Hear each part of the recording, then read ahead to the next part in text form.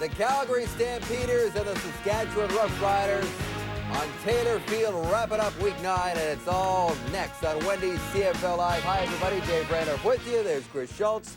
There is Jock Climbey, and here we are wrapping up Week 9, and already this is the third meeting between these two teams. Each team is won in the other's park, so this is the rubber match, if you will, but it's the Stampeders who are feeling pretty good about themselves right now. Having snapped a 5-game losing streak last week, a convincing win against the Bombers. I always like to say, Schultz, that a win is a win is a win, but you say there's a slight little intangible about that win last week, do you? Well, you know, if Calgary wins this game tonight, I'm going to be surprised because you've got to put those two previous wins on their record into perspective. The first game of the year against Saskatchewan, they were playing against a 13 quarterback, and they caught the Riders coming off that short work week early. And then against Winnipeg last week, they were playing against an unmotivated Bomber team that was waiting for a head coaching change. I'm still optimistic about Tommy Jones at quarterback for the Stampeders. No fumbles, no turnovers last week, and he started to make audibles, checking off at the line of scrimmage to get his players in the best possible position, best possible situation to score points and make plays. That's a sign of a quarterback that is improving.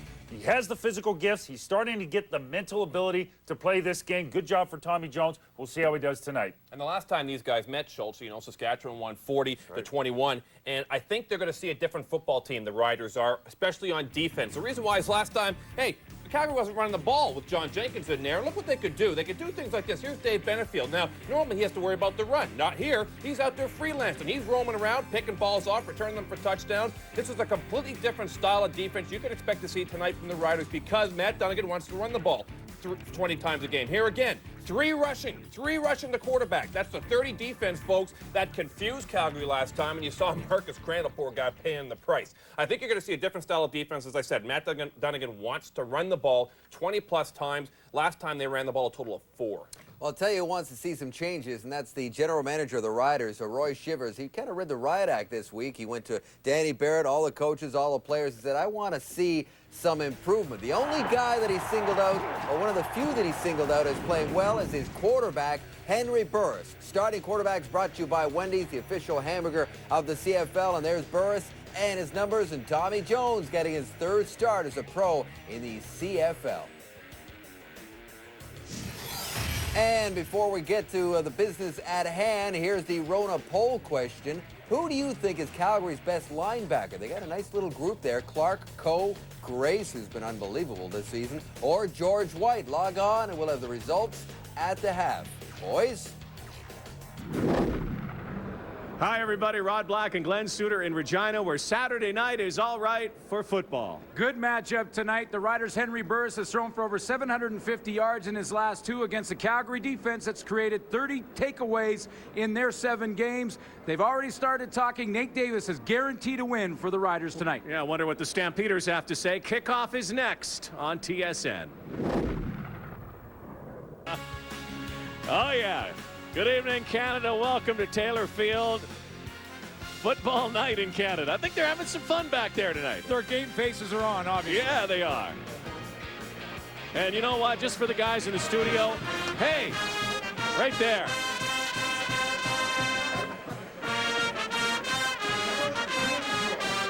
That's a Rider fight song right there. You taught them how to play that. No. And it's a beautiful night for football here in the heart of Saskatchewan. Hot day here today. Hardly any wind. You like to hear that when you come to Taylor Field.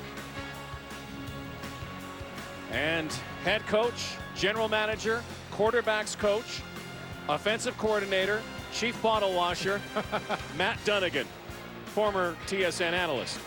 Coming off a win versus the Winnipeg Blue Bombers, now 2-5 on the season. Danny Barrett, they've won 2 of their last 3.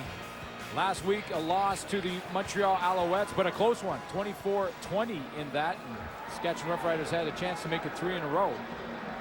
And this is the rubber match here tonight. A lot riding on this game. I know we're not even really at the official halfway point, but this is the 3rd game of their season series. It's the first tiebreaker, of course, head-to-head. And you have a feeling, you know, we really haven't had any real barn burners, any real down-to-the-wire thrillers. Wayne McGarity is back. Paul McCallum's ready to kick. 27,732 is the capacity here They are going to have close to it tonight, and a short kickoff. And the Calgary Stampeders will take over at the 41-yard line. That's where they'll begin tonight, and their quarterback is Tommy Jones. Tommy Jones gets Albert Connell back in the lineup at wide receiver. Missed last week's game versus the Winnipeg Blue Bombers due to injury. He is healthy. Still looking for a breakout game from Wayne McGarity. And up front, a newcomer, Greg Schaefer, starts at guard, and he'll have his hands full tonight against Nate Davis and Scott Schultz. And Davis, by the way, has guaranteed a Saskatchewan win. Schaefer filling in for the injured Taylor Robertson. Here's Tommy Jones' third start in the CFL. Stampeders ran the football a lot in that win against Winnipeg, and this time they come out throwing. Wayne McGarity, a big gain, and he's brought out of bounds at the 34-yard line of Saskatchewan. So the Stampeders come out firing. Just as we show you the starting lineup for the Calgary Stampeders, and mention that Wayne McGarity is due for a breakout game in their very first play from the line of scrimmage. A little hitch pass to get the football in Wayne McGarity's hands, and look what he does after. Maybe the smoothest route runner in the game, and he's got tremendous speed, but has not had that breakout game yet. Maybe tonight's the night. Brought down by Omar Morgan. From the 34. Victor Ike in the backfield, and he is stuffed at the line of scrimmage. Here's the defense for the Saskatchewan Roughriders. Talking about stuffed up front, Nate Davis is stuffing a lot of offensive running attacks and getting to the quarterback. He has 6 sacks on the season. In the secondary, one change again. A.K. Keys starts on the corner. It's his second start for Ladolfius McCalla, who's probably gone for the season. Davin Bush plays at the halfback beside him. Keys will play the wide side. Nate Davis. We'll watch him tonight. He'll be watching Tommy Jones for sure. Jones rolling and throwing, and he gets it away. No one home, and so on 2nd and 7, that will bring out the kick team. Rod, you mentioned the rubber match here tonight. They're already talking, and they were talking before the game. Nate Davis guaranteed a win tonight. This one's going to be over early. This one's going to be over in the first half. We're going to come out, we're fired up, we're at home. You know, it's, we win this game, we can forget about Calgary for the rest of the year. So we're gonna put this one away early. Oh baby! Start saying stuff like that. That gets in another locker room. We'll see what happens. Charlie Hebert, right down Main Street. The Stampeders on the board. They lead 3-0. Henry Burris back in Saskatchewan, back as starting quarterback. Of course, Nealon Green going out in the first game of the season. It's all Burris. Last game in the loss against Montreal, an outstanding effort. Go! 380!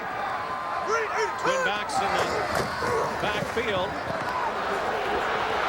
And Kenton Keith, who is back in Saskatchewan too, and they are happy to have Kenton Keith. Also happy to have Jamal Richardson back in the receiving corps, and Elijah Thurman is breaking out. He's had a couple of big games back-to-back, now has 455 yards and 2 touchdowns on the season. Watch for him tonight. And in the offensive line, Big Andrew Green anchors that group that's getting better as the season goes on. A little nicked up early in the year, but they're healthy now. And with Kenton Keith behind them, have performed a lot better in the last few weeks. And there's a flag on the far side of the field as Keith gets another handoff. Let's take a look at the Calgary defense while we can. And defensively, the Calgary. How about the season of John Grace? I mean, he is doing everything. 5 How about the sacks, last 3 weeks? 3 interceptions, 2 have gone for touchdowns. Is there anything he can't do? And in the secondary, they get Omar Evans in the lineup for his first start of the season, injured early on in the preseason, back against his old teammates tonight here in Saskatchewan. Starting lineups brought to you by Tums. Tums tackles heartburn fast. Boy, John Grace, talk about early nominees for defensive player. But John Grace. Offside Calgary, first down Saskatchewan. From the backfield, Corey Holmes.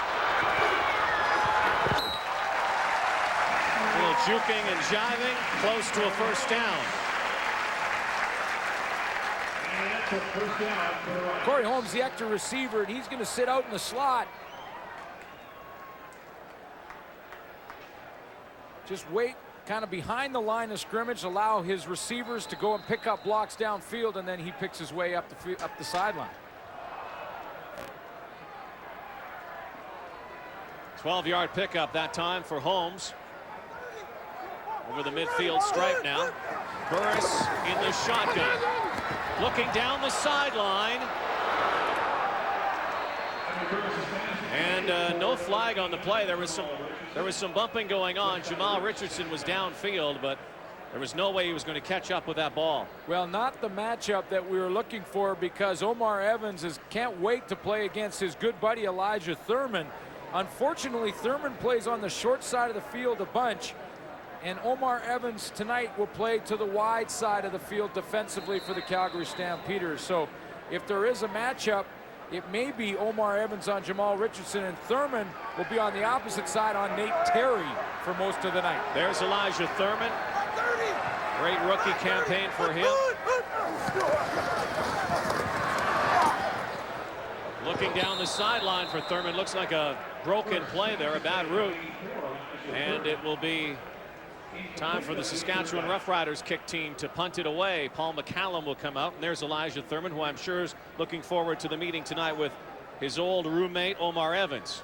Well, if they can get hooked up, they'd love to go against each other. They practice in the off-season and work out in one-on-ones and training together. Both went to Howard State, and they're going to be roommates for a couple of years through college and call each other 3 or 4 times a week during the CFL season.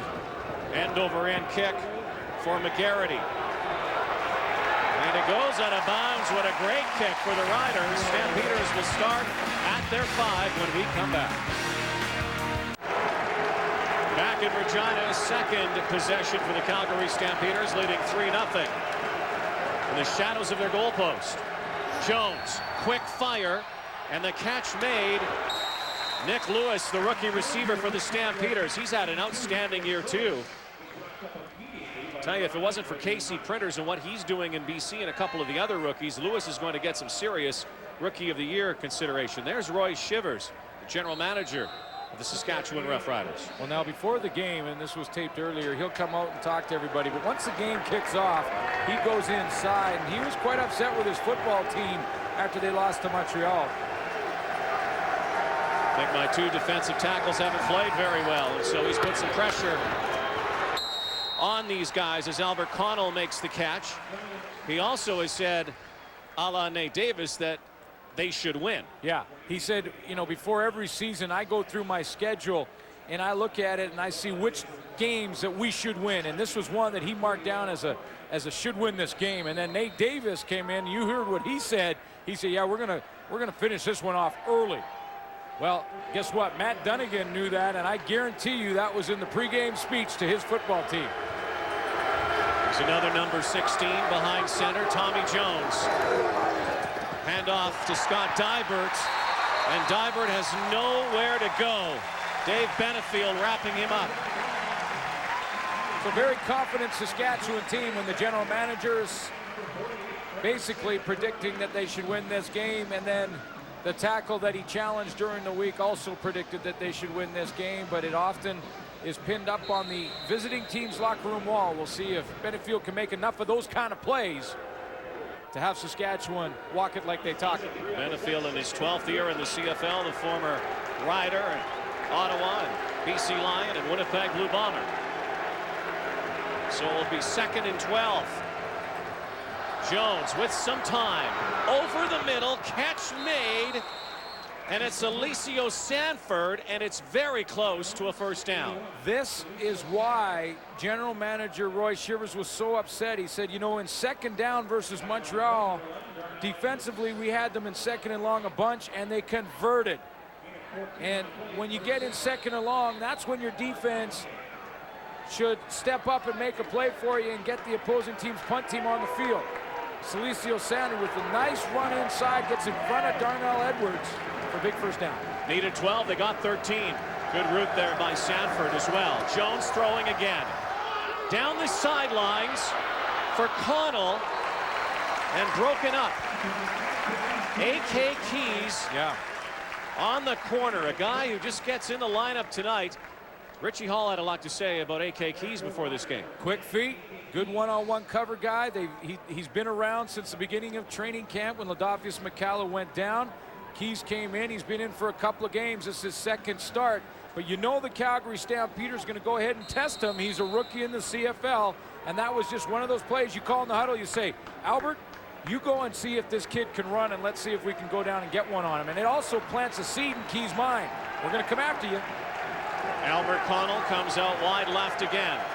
One-on-one with Keys. Throwing down again for Jones.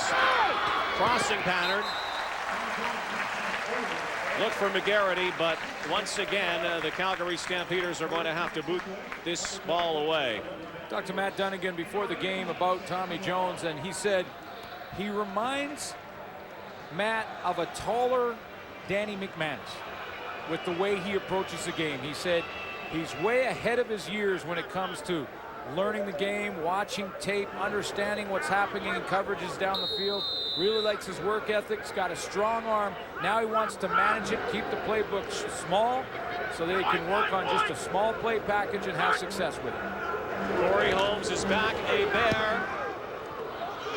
End over end high one. That is 45. No yards on the play. Holmes up to midfield and beyond to the 48-yard line of the Stampeders. It's 3-0 Calgary. Wendy's CFL Live. Matt Dunnigan on the sidelines, his team leading 3-0. Also on the sidelines tonight for us doing the roaming is Ray Morrison. Ray. Rod, it's interesting. I spent about 15 minutes with Calgary head coach, general manager, offensive coordinator, and bottle washer, and all-around good guy, Matt Dunnigan, who talked to me about Marcus Crandall, and he made some interesting comments. He said, you know, there's been a lot of news about Marcus and perhaps how in disfavor he may have fallen with Matt Dunnigan. The bottom line is Tommy Jones is holding a hot hand. This is only his third start, and in many ways it's something that's been blown out of proportion. He likes the fact that both Jones and the other quarterback, Souza, have a guy like Marcus Crandall to turn to. He says it's an ideal situation in the grand scheme of things. Well, there's an ideal run by Kenton Keith for a first down for Saskatchewan. It is interesting because a lot of things have happened that you wouldn't have predicted early in the season. KC Printers in BC, obviously what happened to Damon Allen in Toronto right now. They've had to go out and get a quarterback. Marcus Crandall being on the sidelines, watching a guy that we really haven't heard much about, Tommy Jones, is certainly something you'd put in that unpredictable column. Yeah, absolutely. And Marcus Crandall, when Damon Allen went down in Montreal, there was talk that Marcus Crandall possibly could be traded to the Toronto Argonauts. That may or may not happen in the future. Over the middle, caught, touchdown, Travis Moore, the former Stampeder.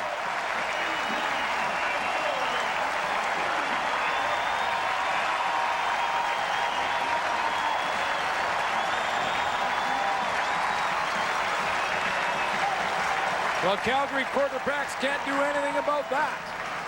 That's the defense, and Travis Moore gets in behind that defense. Calgary, a lot of guys and linebackers up on the line of scrimmage, but only rush 4 and drop out late.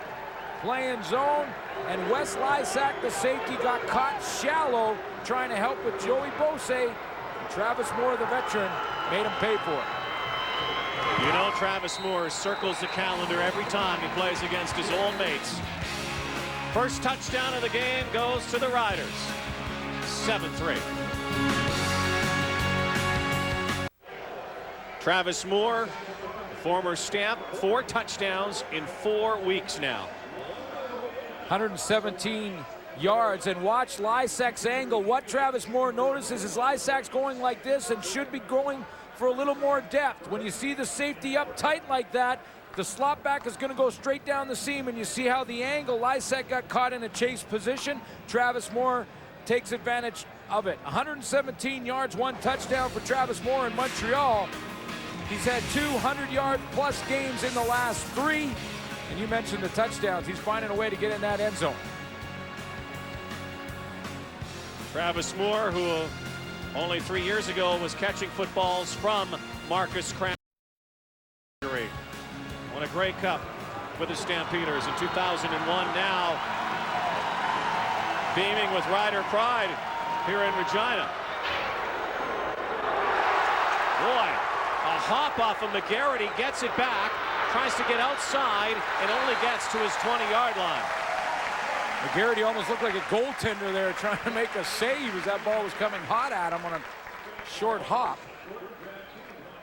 And, you know, he had some time because it was kicked deep. But watch how he has to react to this football and make the save, because now he's touched it. It's a live ball because it's a kickoff, so it only has to travel 10 yards to be live, and that cover team is on their way down there in a hurry. You want to get up to around the 35, and the Riders hold the Calgary Stampeders to the 20-yard line. McGarity in the backfield right now to the right of Jones. Stampeders really ran the football last week. Not here tonight. They've been coming out firing. Penalty flag down the sidelines. Catch made, but out of bounds, and that's Wayne McGarity. Flag might signal a holding call in the backfield. Let's see. I think it will be holding. It's in that area. Rod, you mentioned the running game, and the running game has been very interesting for the Calgary Stampeders and basically cost John Jenkins his job as offensive coordinator, because at the beginning there was a real lack of a running game. And basically, Matt Dunnigan, the head coach, had discussed it. There was no running game. There was, yeah, no running game. Basically, they discussed it. Holding, Calgary, number 69, first down repeated. Week after week, that's Greg Schaefer in his first start, but they discussed it, and John Jenkins just wasn't making the adjustments fast enough. In the first 6 games, the Calgary Stampeders rushed for 50 times for 169 yards. And last week versus Winnipeg, they had almost the same yardage in one game. They really haven't showed run very much here so far tonight. We'll see what happens. First and 20. Certainly, it's a throwing situation. Pitch pass to Nick Lewis. Lewis down the sidelines. Looked like he might have been down, but there was no whistle. Boy, that's what they love about Nick Lewis. He's got his motors running full speed all the time.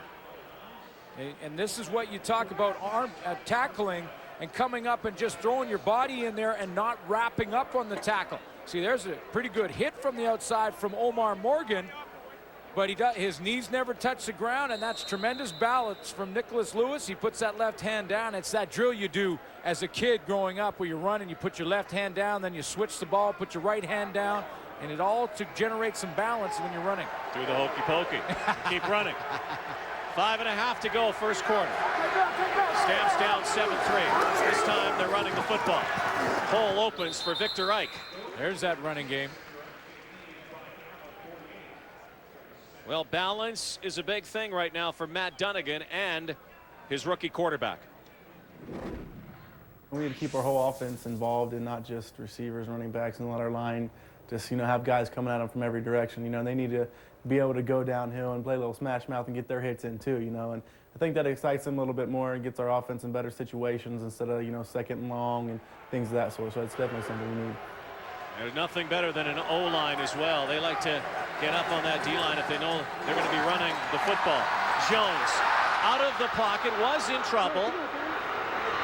Looks over the middle, catch made by Celicio Sanford, another first down. Tommy Jones has been very impressive when he's been able to get out of the pocket here tonight.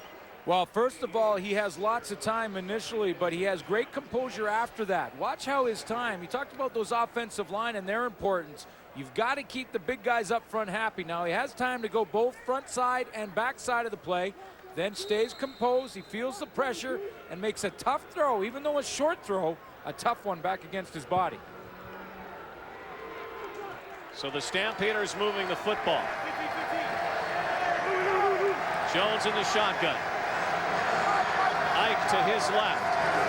He'll be throwing again. Launching. Downfield. Tip drill picked off. Tommy Jones can't believe it. Santino Hall lost his helmet, but he found the football. Santino Hall back in the lineup for an injured Jackie Mitchell, and the linebacker was way back. McGarity is right here in the lineup. 4 receivers to the wide side. That forces Santino Hall, the linebacker, to go out in man coverage. Now McGarrity's open, but the ball is slightly underthrown. Santino Hall doesn't quit, comes back and times his jump perfectly. Shows some nice athleticism to come down with that football. No kidding. Santino Hall will keep the football. The Riders get the football with 3:40 to go in this first quarter. First interception, the career for Santino Hall. Henry Burris from his 7th, first turnover of the game. Keith spinning. John Grace right there. And John Grace has been all over the football field this season for the Calgary Stampeders. Part of that big trade with the Ottawa Renegades, and Matt Dunnigan loves number 7. Well, he sure does. And what's not to love when you have a linebacker in your 34 defense? And linebackers are the guys. They're the key. You have to have athletic linebackers who can rush the quarterback, take on offensive linemen, and cover receivers. Grace has done that all year. Burris, wide side of the field. Couldn't come up with it, Jamal Richardson. And so they'll have to boot it away. Calgary will get the ball back with some pretty good field position in the final 2.5 minutes of this opening quarter. What the Stampeders did is they rolled the coverage away from that wide side, thinking that Henry Burris wouldn't try that throw, but he's got the cannon to get it there. And it was the right read, the right place to throw the football, and Jamal Richardson just couldn't hang on. He juggled it as he went out of bounds. Burris has had some ridiculous numbers in his last 2 games. 77% passing, 4 touchdowns, and again over the 400 yards against Montreal last week. Nick Lewis back to return this punt from McCallum in his end zone. Heavy leg into that one.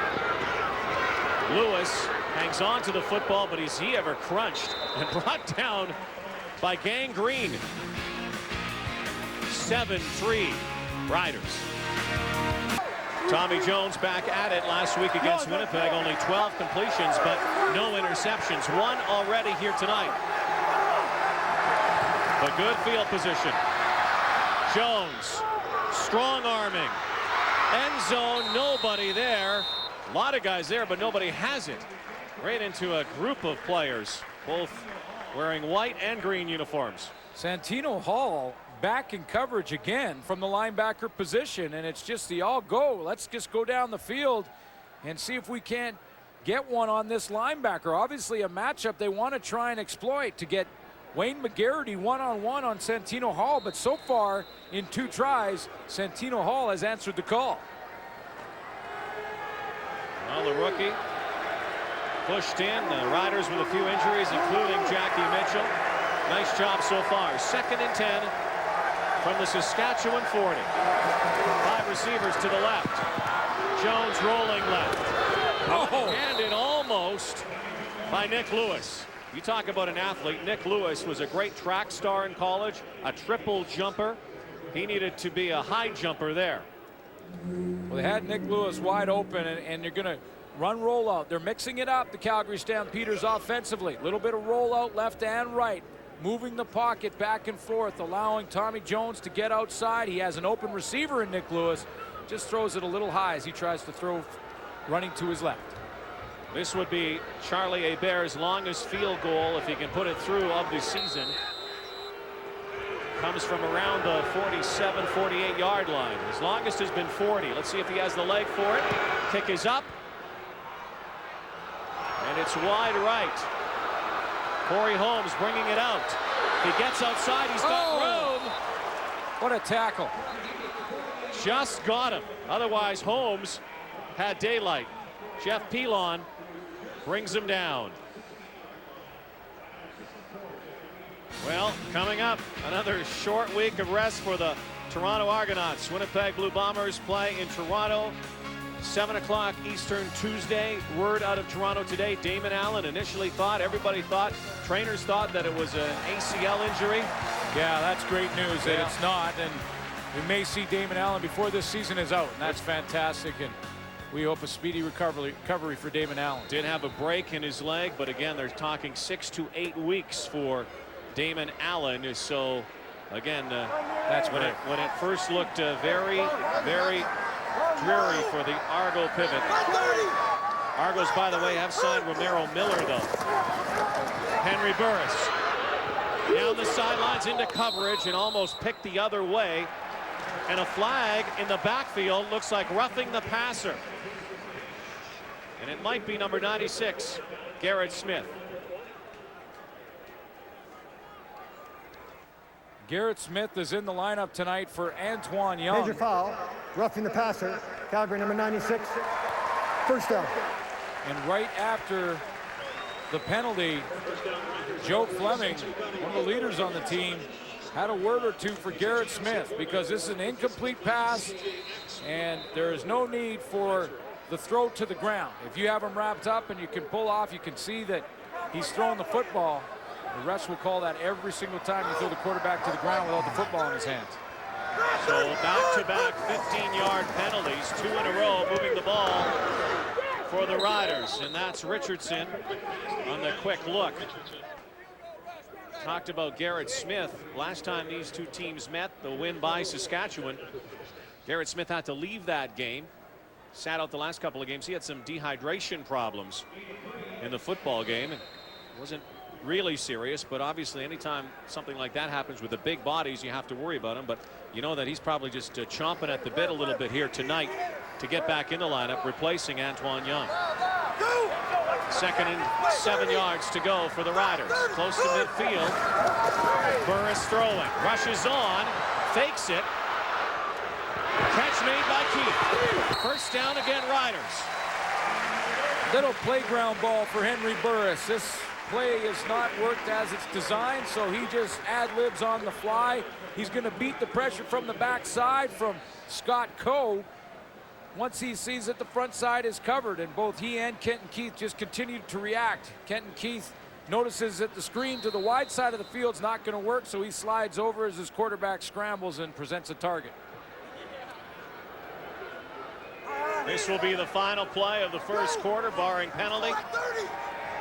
Twin backs this time. Here comes the rush. He gets it away. Catch made again by Kenton Keith. Look out! There he goes! Touchdown, Saskatchewan! How about that? Oh, baby.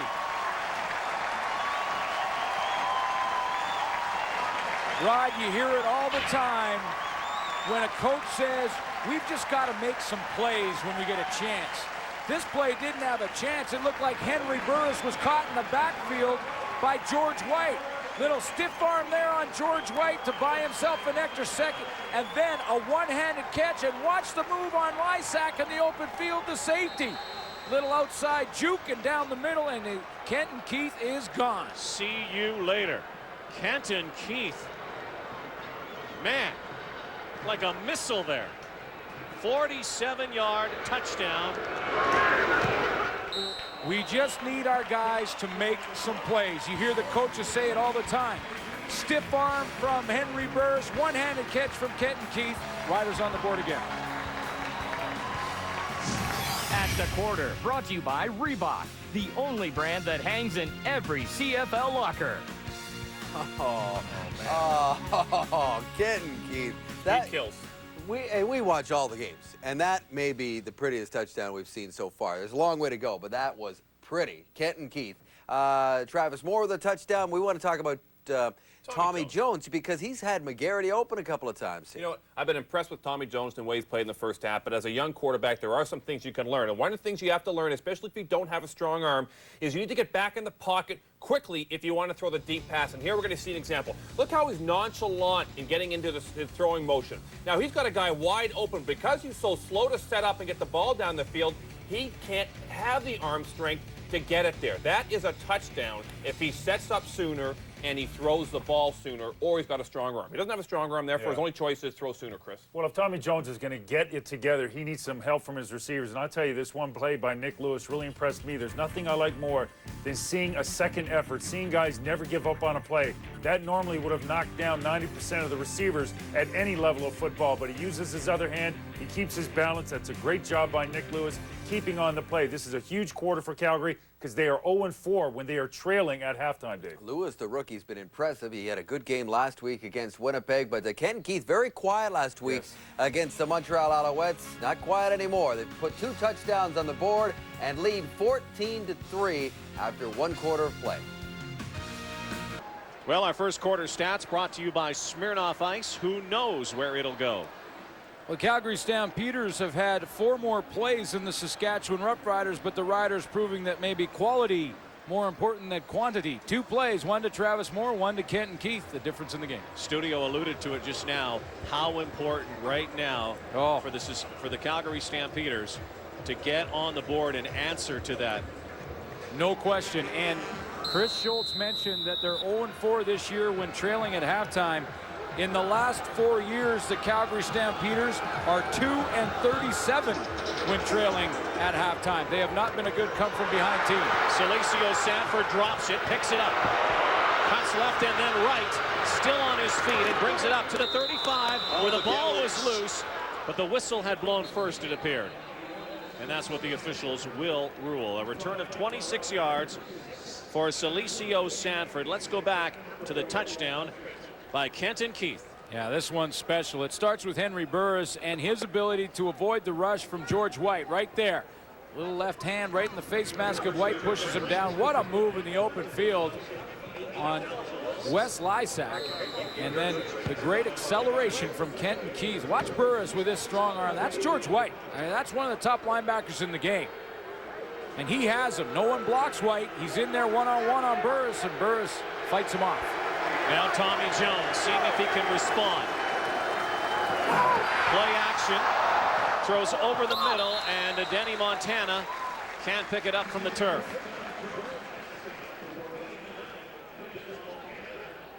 Pretty good throw from Tommy Jones, who got hit right in the back as he delivered this pass. Bit of a sidearm release from Tommy Jones. Doesn't have the prototypical over-the-top kind of release that most quarterbacks have at this level. His comes kind of off the side of his shoulder. Had a shoulder injury a few years ago, hence that motion. But it works for him. Got a strong arm, too. 6 for 13 tonight. Again, only completed 12 passes against Winnipeg, but in a win. Here's another completion. And Mike Juhas. Yeah, and that looked like a throw, Rod, that he really, Tommy Jones, bared down on. We've seen a couple now, and the guys back in the panel alluded to the fact that Jones has had a couple of deep receivers open and missed them, and he's had a couple of intermediate receivers open and missed them. And that time he bared down and threw a dart down in low to Mike Juhas so that only Mike Juhas could have a chance at that football.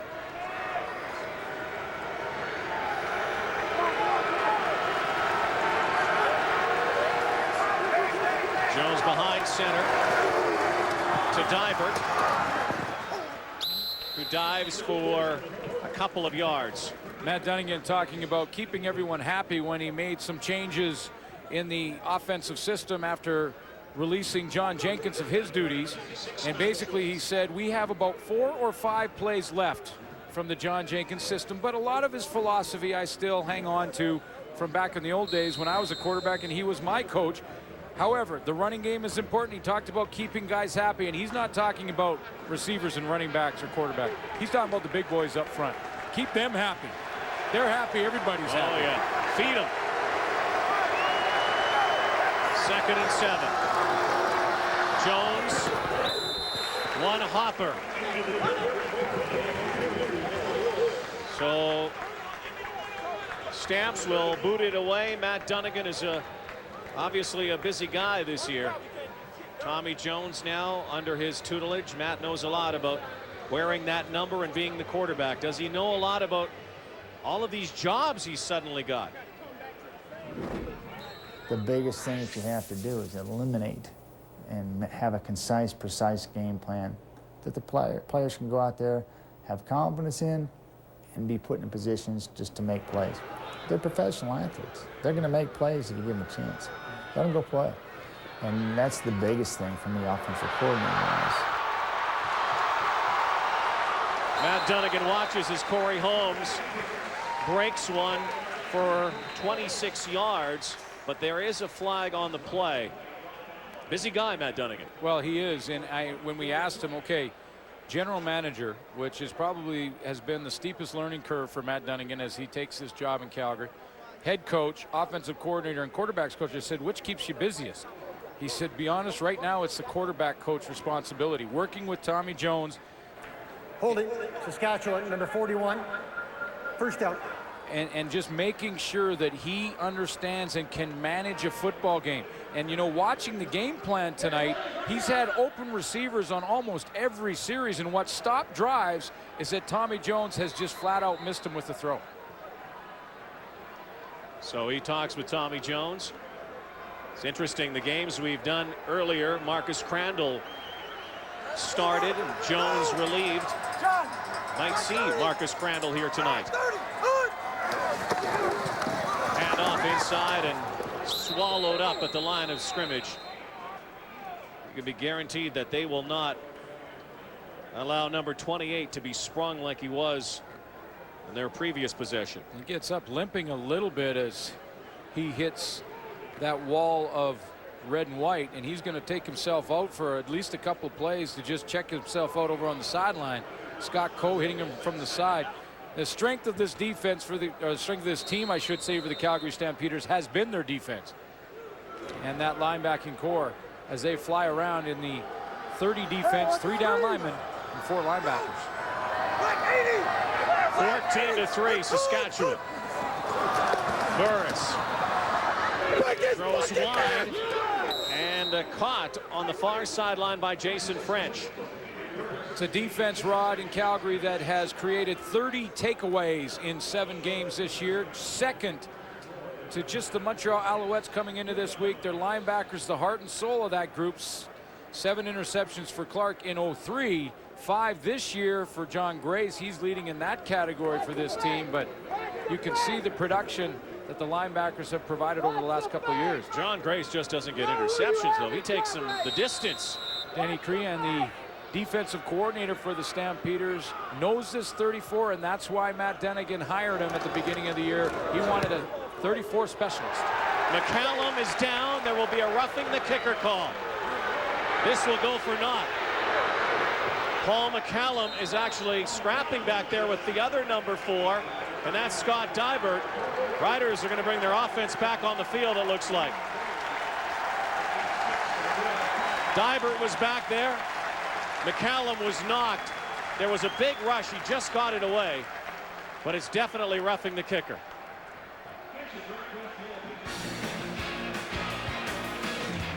(14-3) Riders at Taylor Field.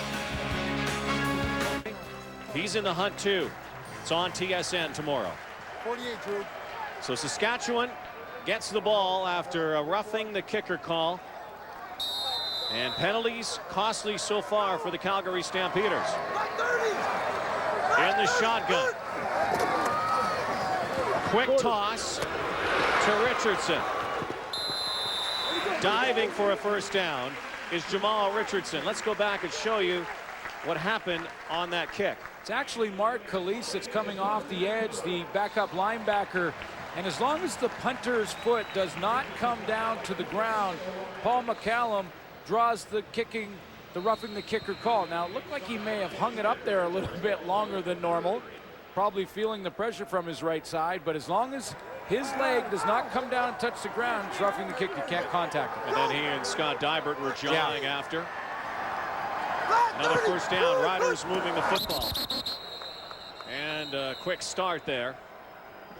But that is a penalty that hurts this Calgary Stampeder team. And we mentioned defense being the strength so far this year of their football team. They've also played very well on special teams. Saskatchewan 53, still first down. Despite just 2 wins, they have had strong outings on special teams, and that's been a problem all of a sudden tonight for Matt Dunnigan's squad, because that's a huge penalty, gives the football back to Saskatchewan, and now some field position back. Their secondary, and those linebackers are going to have to rise up here.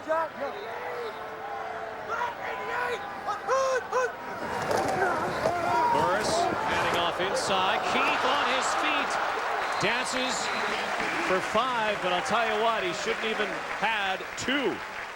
Last time these two teams played, Kent Keith had 107 yards rushing, provided some balance for Henry Burris. Watch this move as he gets hit by John Grace and then spins out of that one. Wes Lysek, the safety, has to come up and make a tackle. Second down. The old spin move. Yeah, spin to win. Keith on the sideline.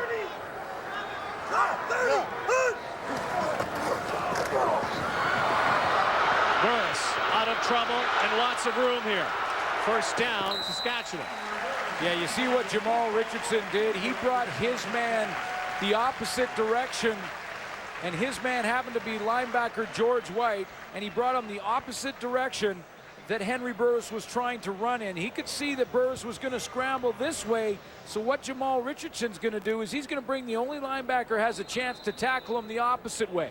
Watch how Burris now comes. He escapes up in the middle. Now he goes to the outside. See, that's Jamal Richardson bringing his man down to open up the corner for Burris. Another first down for the Riders. Here's Richardson wide left. Thurman's wide right. Burris back to throw. Here comes the rush. Evades it. And throws it away. Nobody there. Well, he had to throw that away because Patrick Tebow came in and he had to pick up the blitz and Calgary Stampeder linebacker and was way late and in a chase position. And when he got late like that, Henry Burris was in a fire drill. You're going to see 85 scrambling as fast as he can get back there to take this blitz coming out. Here he comes, 85. See how late he is now? He looks like he almost clips George White. And Burris says, this isn't going to work. We're going to just reload. 8.5 minutes left before halftime. Burris fires sidelines.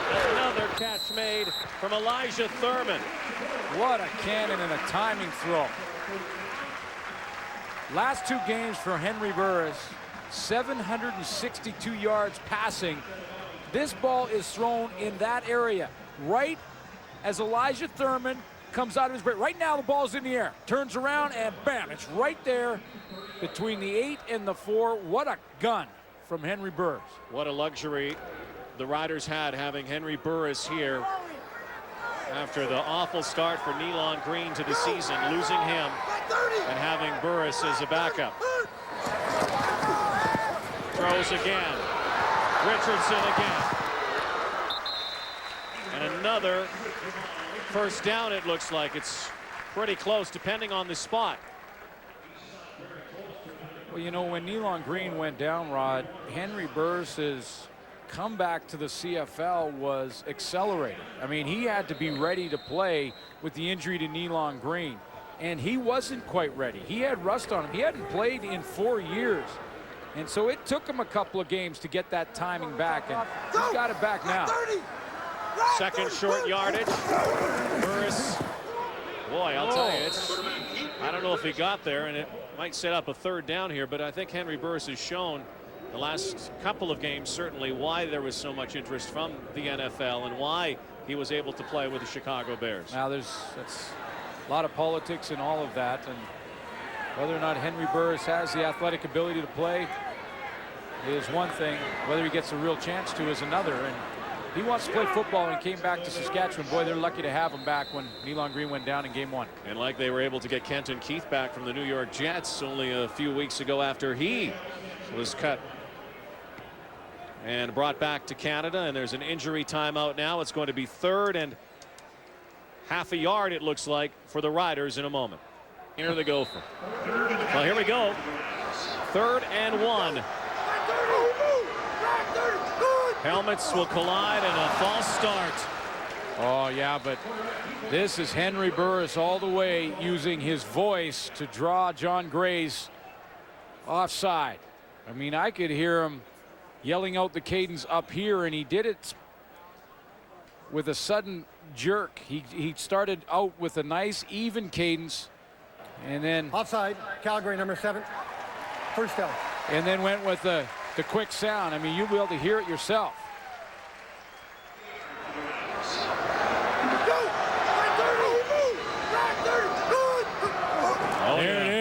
is. And he comes over. 4th first down via penalty for the Saskatchewan Roughriders here tonight. Having inside, and more penalty flags on the play. Kenton Keith is brought down by George White. Pickup of 1.5 yards or so. Might be a face masking call. And I think that's what it could be. Kenton Keith applauding. And remember, this all started. Foul, face mask, Calgary, number 96. First down. This Garrett all Smith. started. Garrett Smith's second penalty there, but this all started with a roughing the kicker call all the way back in Saskatchewan's end of the field. Calgary was about to take the football. That penalty gave it back to the Riders, and now they're on the doorstep. 1st and goal. Burris and Keith in the backfield. Handing inside again. And stuffed again. But I think Henry Burris probably banked one there. He gave it to Kenton Keith in the middle, but when he carried through with his fake, boy, was he open on the outside. Everyone committing right now defensively for Calgary to Kenton Keith. Every time he moves, boy, that defense reacts. And after that handoff to Keith, Henry Burris came to the outside and could have walked in with the football. He'll bank that for later. Here's a big play here for the Calgary defense in this game. 2nd quarter, 14th play for the Riders in this drive. Burris dancing and will not get there. And another flag, this one in the end zone. Might that be interference? We'll see. Well, it's in that area, no question.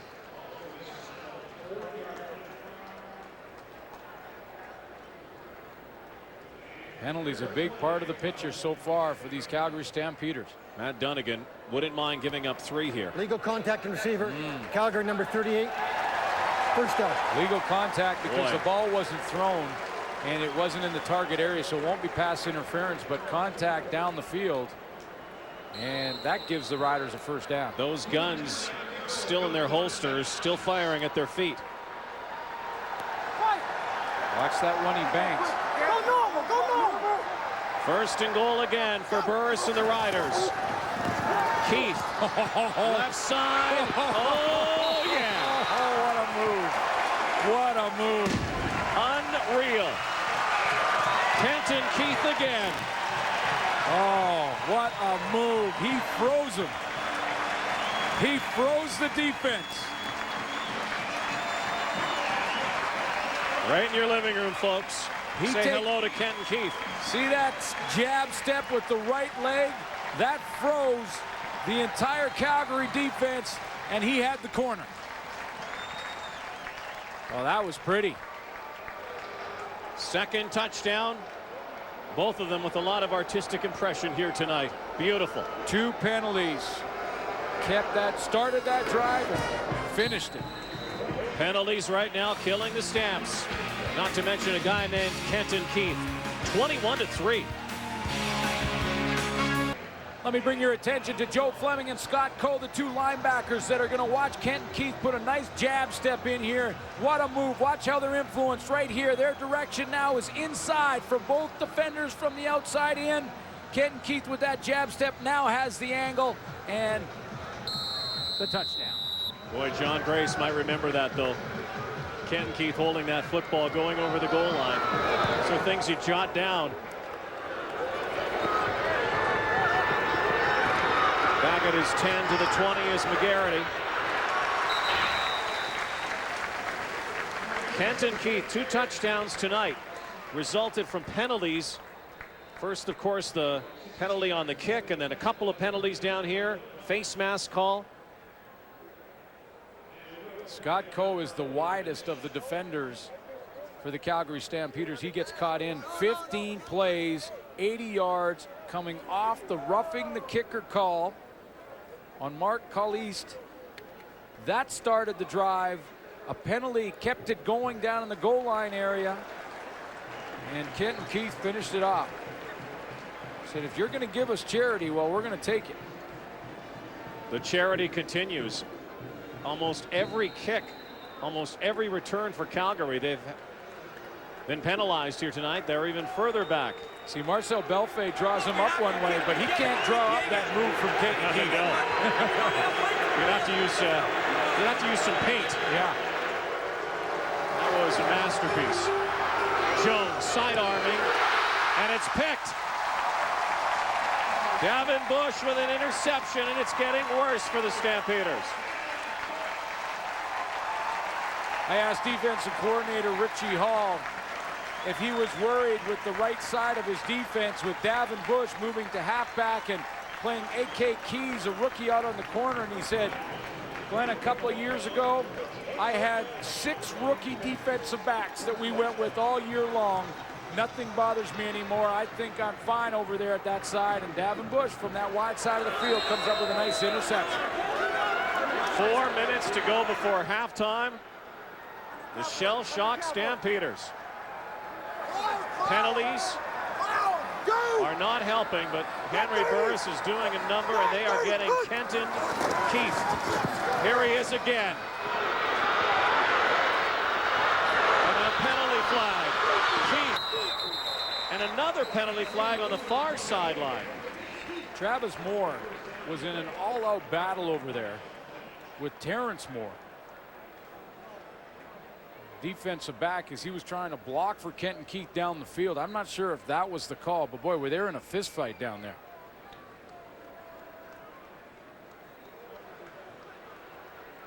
There was a lot of positives with the 34 defense. Holding, Saskatchewan, number 83. First down repeated. That was the call on Travis Moore. He gets nabbed for the holding on Terrence Moore. Now, there's a lot of positives with the 34 defense. It creates confusion in the passing game for quarterbacks because linebackers are flying all over the place. You don't know who's coming and who's not. But if it's susceptible to anything, it's the run. And with Kenton Keith back there, Denny Crean has got to find a way to try and control Kenton Keith. Not to mention a very good O-line that opens some holes for Kenton Keith. Burris, quick toss. Thurman picks up a couple of yards, but a long way to go here now on second down for the Riders. Stampeders need some sort of momentum suits. And they may have just got a little bit of a start to that momentum from Scott Coe. And Scott Coe, in the last couple series, has made a couple of mistakes defensively. We saw him get caught inside on the Kenton Keith touchdown. But he just fought off a big block to make a tackle there to make it second and a bunch. And if they hold him here, a long field goal attempt for Paul McCallum. So that could have started it a little bit for the Calgary Stampeders. Former Manitoba Bison, native of Winnipeg, played his high school ball at Calvin. And there's another timeout now for the Saskatchewan Roughriders on the 3-minute warning. Henry Burris wants to talk about it. Big lead here. The first half, 21-3. On the workout at the end. They're coming up. 2 minutes and 43 seconds. Second and 17 for the Riders. Keith out of the backfield. Finally finding a way to stop this guy. And they have to do it with 3 guys. Well, here's been the difference in this game as opposed to what the Calgary Stampeders, when they've had success, have done. Calgary Stampeders coming into this game had created 30 takeaways from their defense. That's 4 a game. In this first half, Matt Dunnigan's team has not created 1 turnover defensively. 14 interceptions, 11 on downs, 2 fumbles, 3 block kicks, 30 takeaways. They don't have 1 in the first half. And their offense has hardly been on the field here. Saskatchewan in this second quarter has absolutely owned the clock. McCallum, 38 yards. Missed it left. Calgary will give up another point. 22-3. Oh, if these walls could talk, they would tell a tale of a contractor at the peak of his profession. Because this job went off without a hitch. And Rona was there with you, Steve McLeod. With the right stock in stock. With your order when you ordered it. At least Rona comes through for you every time. Make it happen with Rona, the how-to people. Final 2 minutes of the opening half here in Saskatchewan tonight at Taylor Field. Stampeders open scoring. Since that time, it's been all green and white. 22-3 the score. Tommy Jones down the sidelines. Catch made by Nick Lewis. That's their biggest play from scrimmage here tonight. Well, this Nick Lewis looks great. And, I mean, he is showing you something athletically that really haven't seen a bunch. I mean, he is 468 yards and 4 touchdowns coming into this game. Boy, he's made some athletic moves when the ball has arrived.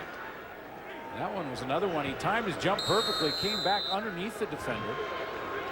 Nick Lewis, it might be just Nick Lewis left, Nick Lewis right. 3 catches tonight for 69 yards for Lewis, the leading rookie receiver in the CFL. Rider fans chanting defense.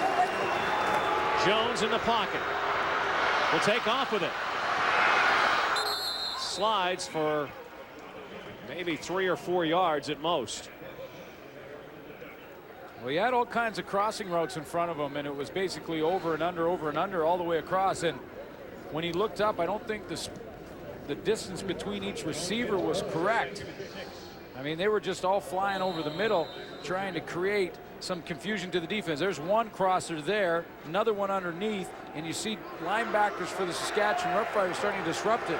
3 receivers in the same area. That's why Tommy Jones had to run. 2nd and 6 now. Jones again. Incomplete again. Jones knocked to the canvas. And that will bring out the kick team here to try to find a couple of more points here before halftime. There just has not been enough sustained offense for Tommy Jones and the Stampeders. A very frustrated football team right now. Saskatchewan defense has been good. Might we see a quarterback change in the second half? I'm not so sure you will. You know, I think Tommy Jones comes back and probably starts the second half. He's had open receivers. I'm sure Matt Dunning will say, guys, look, the game plan's working. We just have to execute a little bit better. A bear is wide left. Out of the end zone emerges Holmes. So with a minute to go, Henry Burris and his offense will come back on the field. Likely Dunnigan goes in and says, look, eliminate penalties. We gave them 7 points at least on a couple of penalties. The roughing the kicker and then the illegal contact down the goal line. That was 7 points. That's the first step. Second step, Tommy Jones, when you have an open receiver, you got to hit him. Defensively, hang in there. For Danny Barrett and Saskatchewan Roughriders, they go back and they say, guys, more Kent and Keith.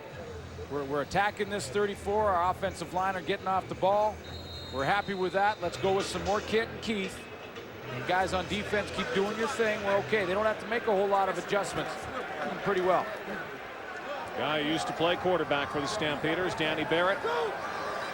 A minute to go here before halftime. Another dynamite game here for Kent and Keith. You know, I talked about Kent and Keith and going down to the NFL and then not making the Jets and coming back. Another rider is at Jets camp right now. Actually caught a pass in a preseason game the other day. That's Matt Dominguez. Dominguez, as a matter of fact, Ricky Ray also played in that preseason game, but there's a lot of talk that Dominguez, if he doesn't make the Jets, would be coming back as well. Could you imagine the weapons that sets up with Elijah Thurman? Absolutely. He'd line up on the opposite side. And I talked to Tim Kearse, the receiver coach. He's told me that they, after 5 games, looked at the numbers, and Elijah Thurman was almost bang on with Dominguez after his first 5. Travis Moore again. You know, which is interesting because Elijah Thurman, when he came into training camp, entire coaching staff was comparing him to Matt Dominguez and saying he's very similar, probably a little bit faster than Dominguez, same type of receiver because he's tall, great ability to go after the football when it's in the air. And when they looked at the numbers after 5 weeks, even though it seemed like Elijah Thurman was off to a slow start, they said, you know what? He was like 5 yards off of Matt Dominguez's first 5 games, and then all of a sudden he's had a couple of 100-yard games. So he's basically in the shadow of Matt Dominguez. They may play together. Final 20 seconds in the first half. Kenton Keith just piling up the yardage here. So one thing that makes you susceptible defensively in the 34 is that when you get linebackers moving around to confuse a quarterback, they often will put themselves out of position. In other words, they're going to move around and try and disguise things. They put themselves up in the line to try and disguise a blitz, and now all of a sudden they're out of the gap that they should be in, and that's what Kenton Keith has taken advantage of in this first half. Well, Kenton Keith outstanding. Couple of touchdowns. A couple of highlight reel touchdowns for Kenton Keith. The Riders lead 22-3 on Saturday Night Football in Regina. Hi, everybody. Welcome back to the CFL studios. Dave Randorf, Chris Schultz, Jock Climby, and the guys in the booth we're talking about it. They've had a roughing the kicker penalty, a roughing the passer penalty, illegal contact on a receiver, yada, yada, yada. Matt's just going to pull out his hair watching somebody this stuff. else's hair. Yeah, I tell you what. But it's too bad because there's been good moments for Calgary, but full credit to Saskatchewan because they've taken advantage and they've rammed it right back down their throat. Well, I got to say, you know, we've heard the quote there from Nate Davis, and rarely do you see a player actually give an interview like that. Lots of players think that you're brash, you're cocky, you think you're going to win, but very rarely do you actually come out and just say, you know what, we're gonna kick their butts and we're going to leave them behind for the rest of the season once we get done with them tonight. That was. I didn't like to see that because I think that normally hurts your football team because you don't want to give any more motivation to the other football team. But if you can back it up, what the heck? And Nate Davis is doing that. Kenton Keith, Schultz, I think, is really coming to the forefront. He's got a 5.9 yard average, one of the tops in the league for that. And I think he's just starting to emerge and showing what he can really do. And they're just, it's a clinic. So far, it's a clinic. Saskatchewan's playing with a lot of confidence, and Matt Dunnigan has to have his quarterback playing with confidence, and he's trying. Because you can see every time on the sidelines, him and Tommy Jones are discussing things. And Matt's telling him what to look for and what to avoid on each and every play. And this repeatedly happens every single time that Tommy Jones comes to the sidelines. And you have to do it because Dunnigan, as much as his reputation is intensity, he knew this game inside and out. And slowly but surely, he's going to find himself a quarterback, whether it be Tommy Jones or someone else, that can assimilate the information that he has. You know, Calgary once had a coordinator by the name of George Cortez. He was fantastic because Cortez knew how to get his players to eliminate the mistakes and focus on the plays. Dunnigan eventually will get that with the quarterback. Well, as we told you off the top, Roy Shivers wanted some focus and he wanted some mistakes eliminated. He's the GM of the Saskatchewan football team, and so far they've done so. They've been full value for the 22-3 lead that they have. Before we get to the break, here's the Rona poll question we asked you earlier. Who do you think is the best linebacker in Calgary? Nice group: Clark, Coe, Grace, and White.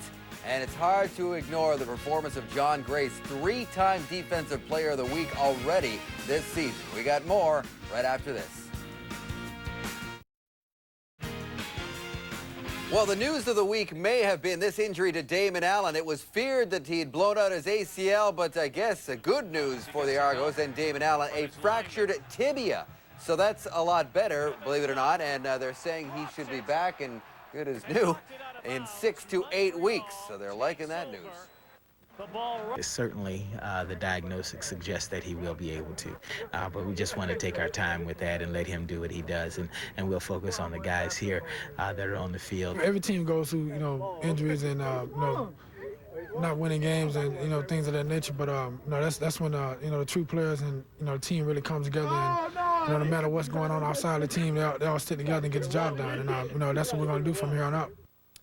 So Michael Bishop, as you saw, will start for the Argos Tuesday at home against the Winnipeg Blue Bombers. And David, Damon, would you prefer me to break your tibia or blow your ACL? I mean, just pick one. What would you prefer? Break the tibia, apparently a broken tibia, I guess. Well, if you're a player, but I tell you, that hurts a whole lot more than the ACL. Which is amazing because he didn't seem to be writhing in as much pain as you told me earlier it would be. Yeah, normally ACLs are painless, but breaking a bone is really painful. And, Damon Allen took it all in stride, which is why we thought it was an ACL. So this does change the picture for Toronto. It doesn't mean mean you can just write the season off. You know you're going to get the guy back before the playoffs. But you know what? 6 to 8 weeks is a long time. You can't just mail in those 2 points week in, week out. Now, Toronto has signed Romero Miller. Now, don't think that that is a situation where he's going to be expected to start anytime soon. After all, he has failed to catch on with 2 football teams in a row. Michael Bishop, as Schultz and I kind of batted around last night, I'm not sure that he's the answer necessarily either. So they're still in trouble for the next few weeks. Well, I think the injury to Damon Allen changes the dynamics of the game Tuesday night between Toronto and Winnipeg, because Winnipeg had a heck of a game against Edmonton. They had 164 yards rushing, 231 yards passing, 132 yards in the return game, total of 527, only 9 penalties, 37 minutes in time possession. I don't know what you did, Jim Daly, but you sure energized this Winnipeg football team. I don't know how he did that. The new coach factor. Stats? Yeah, he rattled them off. He's been rehearsing that all night. Kenton Keith with a fantastic touchdown in the first quarter, a 47-yard one-handed catch and run, part of a big half for the Saskatchewan Roughriders. This day in the CFL, brought to you by Sport Check, proud supporter of the CFL. August 14th, 1997, Eskimos and the Argos. The Argos would score first. Doug Flutie to Paul Mazzotti. Great catch for the Majors, 7-0 Toronto.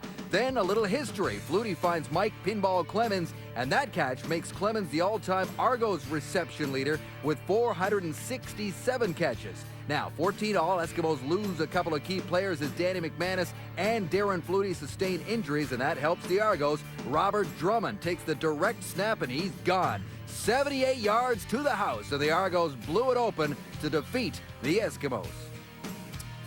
Oh, Robert Drummond, he was a player. Here are the halftime numbers brought to you by Molson Canadian. I am Canadian, Jock. Well, Matt Dunnigan wanted to run the ball a whole lot more than he has, obviously, when you see that. And, you know, if Tommy Jones could complete some balls, that number should be bigger. But this is just killing him right here. You got to cut down on the penalties if you have a hope to win. And Ray Morrison spoke with Danny Barrett, the guy who's got the lead at the half. Danny Barrett, you talked about your team having to make plays. You made them deep once for Travis Moore, and then on the inside with number 28. Yes, I think we're hitting on all cylinders, you know, and which is a good sign for us. We wanted to come out from the start of the game and establish some rhythm and tempo. We've done that. You know, outside of the missed field goal, I think it's a flawless first half. And on their part, they're making a lot of mistakes, and that has certainly aided. Do you sense that they're going to be frustrated again in the second half? Well, I should hope so. Yeah. You know, we've created some things. We want to try to be more aggressive, you know, against a young quarterback, and we'll continue to do the same things in the second half. No reason for us not to let up. Thanks for this. Thank you. Guys? Danny Barrett and the Green Riders at home in front of a great-looking crowd at Taylor Field, and they're loving every minute of this. Kenton Keith, 2 touchdowns in the first half. Second half coming up. 2 bad numbers, that score and the fact that the Stampeders are 0-4 when they trail at the half. Here's Ray Morrison with Calgary's head coach. Matt Dunnigan, 11 penalties for 90 yards in the first half. How did you address that with your team at the break here? Well, we got to be smarter than that, hurting ourselves. You know, and you know, it's tough when you got to play 2 opponents, yourself and the Riders. But you know, we got to be smarter, and I'm sure we'll see that in the second half here. How would you assess Tommy Jones? Tommy's had some open receivers. He's put the ball where he had to at times when we didn't make plays, and then there were times when you know, he didn't put the ball where it needed to be. But hey, it's we got another 30 minutes of football, Ray, and I love the kid, and I like our chances. Good stuff. Thanks, Matt. Thanks, Ray. Rod? Tommy Jones, whose girlfriend, by the way, her father was a quarterback coach with the Dallas Cowboys and the Indianapolis Colts. Worked with Troy Aikman and Jim Harbaugh. He's now an assistant at Georgia Tech. Has been working with Tommy Jones a little bit. I was going to say his girlfriend's not coaching him up. No. Okay, no, the dad is. Oh, right now they need to get on the field, the offense, because they were only on the field for 4 minutes in that second quarter. And obviously, with what Matt Dunnigan said at halftime there with Ray Morrison, is that they're not making quarterback change. Saskatchewan gets the ball here to start the second half. Local Neil Hughes. We talked about Henry Burris's numbers, passing at a 77.7% clip before tonight. He's continuing that percentage. Well, Danny Barrett at halftime said, hey, we're clicking on all cylinders, and they are. Burris has looked good, has not thrown an interception. He's done a better job over the last couple of weeks of protecting the football. Early on, he had some interception problems, had thrown 6 in his first couple of games, and then last week 0 interceptions versus Montreal, just 1 the week before against the Hamilton Tiger Cats. None in the first half. Stampeders will have to put the clamps down here to start this third quarter as they go after Burris and bring him down, and a fumble. No whistle. It could be Calgary ball. They still are wrestling for it. And the refs almost have to dig themselves into that pile to find out who has it. Scott Coke gambled and won. He came inside the block, and when he did, he took a big chance that he was going to lose containment on Henry Burris, but he won. He got there and grabbed on, and then he brought Burris down, created the fumble. They had some pressure on Burris in the first half, but they just did not get to him. It is Saskatchewan's ball. They battle back. You're going to see right here Scott Coke come off the edge. Now watch how he makes that inside move right there. He takes a chance to lose containment, saying, I'm going to go inside on this one, but he grabs onto the jersey of Burris. The ball comes out. Somehow Burris got it back. 17-yard loss. Calgary moved on the line. Burris upfield. Jason French with a great catch. You know, and Burris could throw that one into traffic to Jason French without any worry that if it was intercepted, it was coming the other way, because he had a freebie. The Calgary Stampeders were offside. He knew he had a freebie, so he went over the middle and made a tough throw, and made French come up with a tough catch. It was second down and 27 yards.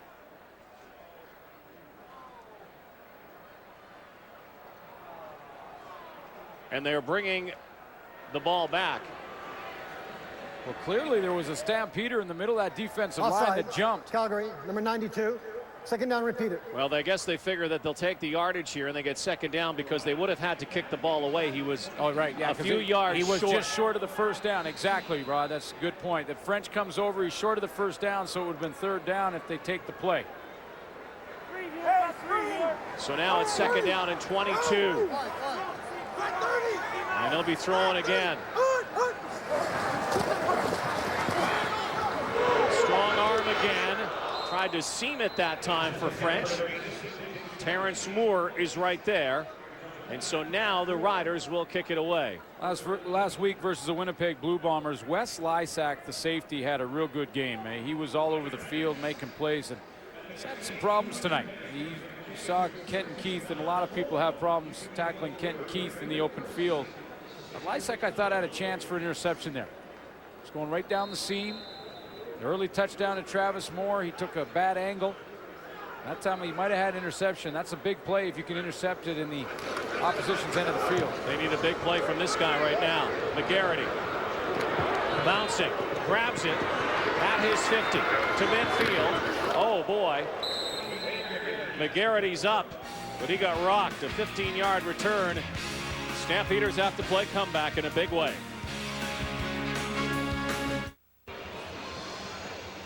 Calgary Stampeders' next home game, for those of you out in Alberta, August 21st against the powerful BC Lions. If they ever picked it up with KC Printers, you can get tickets by calling 403-289-0258. But the wild, wild west, it seems, is getting wilder by the week. A lot of corrections happening in the CFL as we near the midway point of the season. Victor Ike. Something the Stampeders have not been able to do is establish any running game here tonight, which they did in their last win. They just haven't had the ball enough. And now they're behind, and they're behind because of this first half possessions. Too many of these, too many of these. And you have a couple of those, you're in trouble. And then your running game kind of gets shelved a little bit, because now you've got to get that yardage back in bunches. Only a 1-yard pickup. Second and 9. Jones in the shotgun. Dodges a tackle and takes off for the first down. He's still on his feet. Tommy Jones. That's the way, Tommy. That's the way, with a terrific run. Well, you heard Matt Dunnigan say at halftime when he came out, he said, I love this kid. We're going to stick with them. We're going to go and see if we can get some points on the board. Plays like that from Tommy Jones is exactly why Matt Dunnigan loves this kid, because that's the way Matt Dunnigan played. He didn't hook slide a whole bunch in his career when he played quarterback, and Tommy Jones had no intention of hook sliding. He kind of faked it there, cut back, and he went and picked up big yardage for the Calgary Stampeders.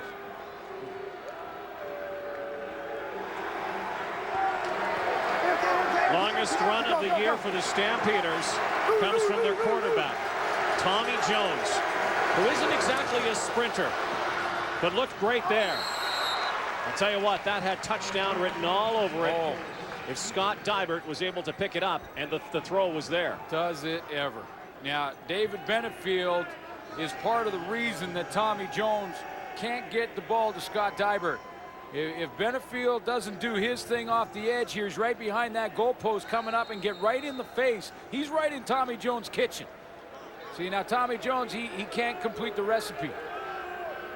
You got Benefield in your kitchen. It's like a new cooking show. Bang! 2nd and 10, another big play for the Stamps. They have to find pay dirt soon. Jones again is still scrambling. Looking in the end zone now, and that could be picked. And that was one. He had to get rid of it, but probably not a good idea at that time. Receivers well covered in the end zone. Well, they had Denny Montana for a second, but Tommy Jones wasn't prepared to throw at that time. Go ahead and roll it to the end of this, guys. And watch how Tommy Jones right now is rolling to your right. Now, Montana up here. See, he opens up late. Tommy Jones wasn't ready to throw that one. Now he's in trouble behind the screen. You don't see him. He's in trouble there, so he has to throw it. And Celicio Sanford becomes defensive back. Santino Hall right there again. So this means Hebert with a field goal. That's how this game started. That's how the first half started. But since that time, it's been all Riders. You might call it Saskatchewan. The Roughriders, 26 sacks to lead the way.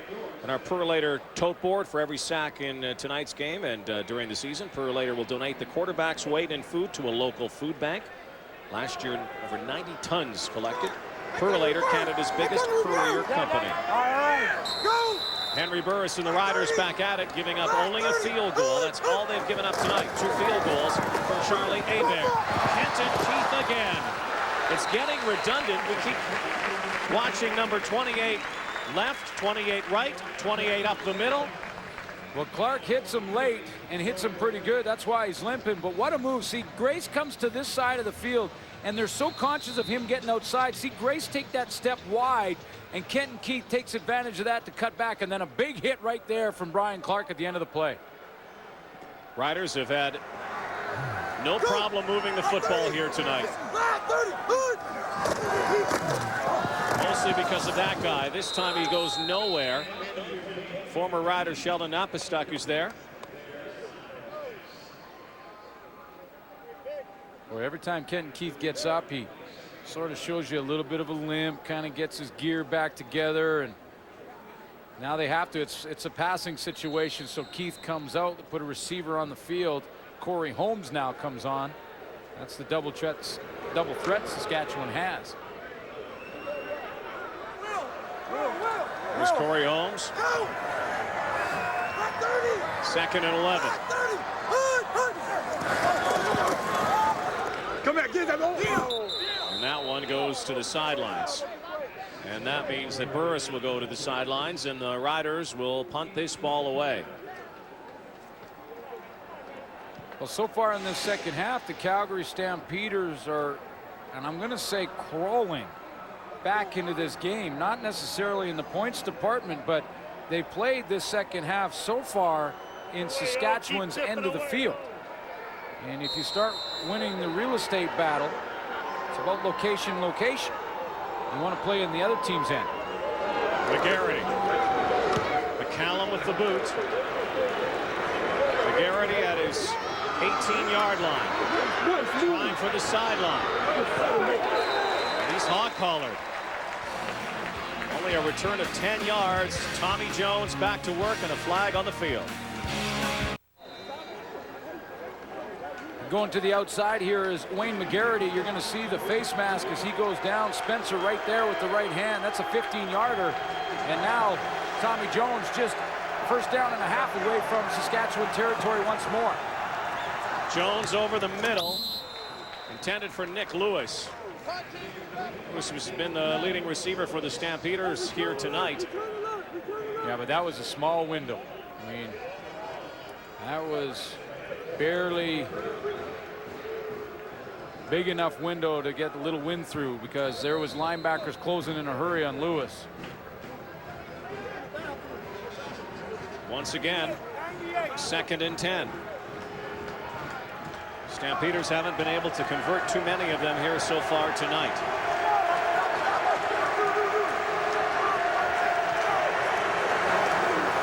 Play action. Jones again has to dance out of the pocket and scramble and run. Tommy Jones looks like he has a first down. You know, you would think that the mobile quarterback, the scrambling quarterback, would be a guy named Marcus Crandall and not Tommy Jones. You know, and Tommy Jones may not have the speed of Marcus Crandall or Matt Dunnigan for that matter when Dunnigan played quarterback, but he sure looks like he has the toughness. He comes up and he hasn't thought about hook sliding once in his last couple of runs down the field. Taking some hits down there. He's a tough hombre. Quarterback from North Carolina State. 6 feet 4 inches, 25-year-old. Near midfield, the flag on the play. Over the middle. And a flag on the receiver. And this is going to be interference. Eddie Davis hates it. And of course he would. Ball down the seam. This play is set up for Tommy Jones to be a screen pass, but he realizes that he thinks Benefield jumped offside. Just to the right of your screen here is the seam pattern to Lewis.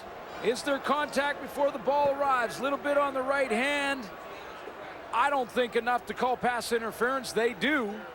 And they'll march it down. Now, Tommy Jones changed his mind. That's pretty good composure for the quarterback. He's in the huddle getting ready to throw a screen pass. Realizes he has Benefield offside. It's the delayed offside call, so he can go down the field with the football. Saskatchewan, number 7, decline. Pass interference. Saskatchewan, number 29, first down. That was a close pass interference. I'm not so sure that enough contact was made to really disrupt Lewis. That ball was thrown high. Had he made the catch, it would have been a spectacular one. 32 yards into the red zone go the Stampeders. Eddie Davis, a former Stampeder. Knocked away. And again, it's going to be 2nd and 10 for the Stamps. Well, red zone's been a problem for Calgary. They've got down in there a couple times, and Charlie Hebert has also missed a couple field goals. So now, Matt Dunnigan, at this point in the game, you start thinking about, hey, if we get close enough, should we go ahead and gamble down here? Well, 6:49 to go in the 3rd quarter. Jones again in the shotgun. Every time 2nd and 10's come around, he's had to run. Here come the Riders. Lets it go. Open receiver, but it's out of bounds. Pressure ends this. They set up the backside one-on-one matchup between Albert Connell and Omar Morgan. And the idea was Morgan lines up right on the numbers inside and is going to run a timing pattern to the first down markers. But the timing is disrupted because the blitz comes from Darnell Edwards at the safety position, and Tommy Jones can't set up and throw a strike to Albert Connell. Not a happy camper right now. Hebert is 2 for 4 here tonight. This one from 32, and it's 22-9 Saskatchewan. Don't forget to vote for the Rogers Player of the Game during the 4th quarter. You can dial into your cell phone or onto the internet. Team down, put the number of your favorite player in this game. Brought to you by Rogers, your world right now. You'd have to think that green 1 would be a good choice, but green 28 is probably the best choice, but this game's still far from over. 22-9, the Riders lead. But the Stamps are clawing back. Wide out to Thurman. Elijah Thurman has the first down.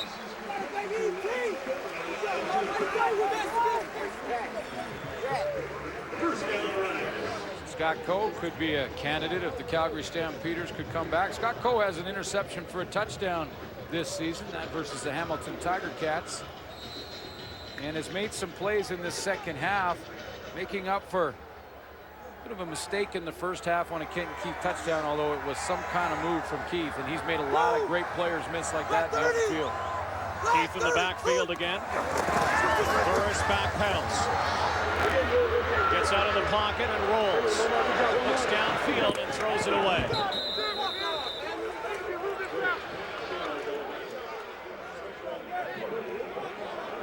No one home that time.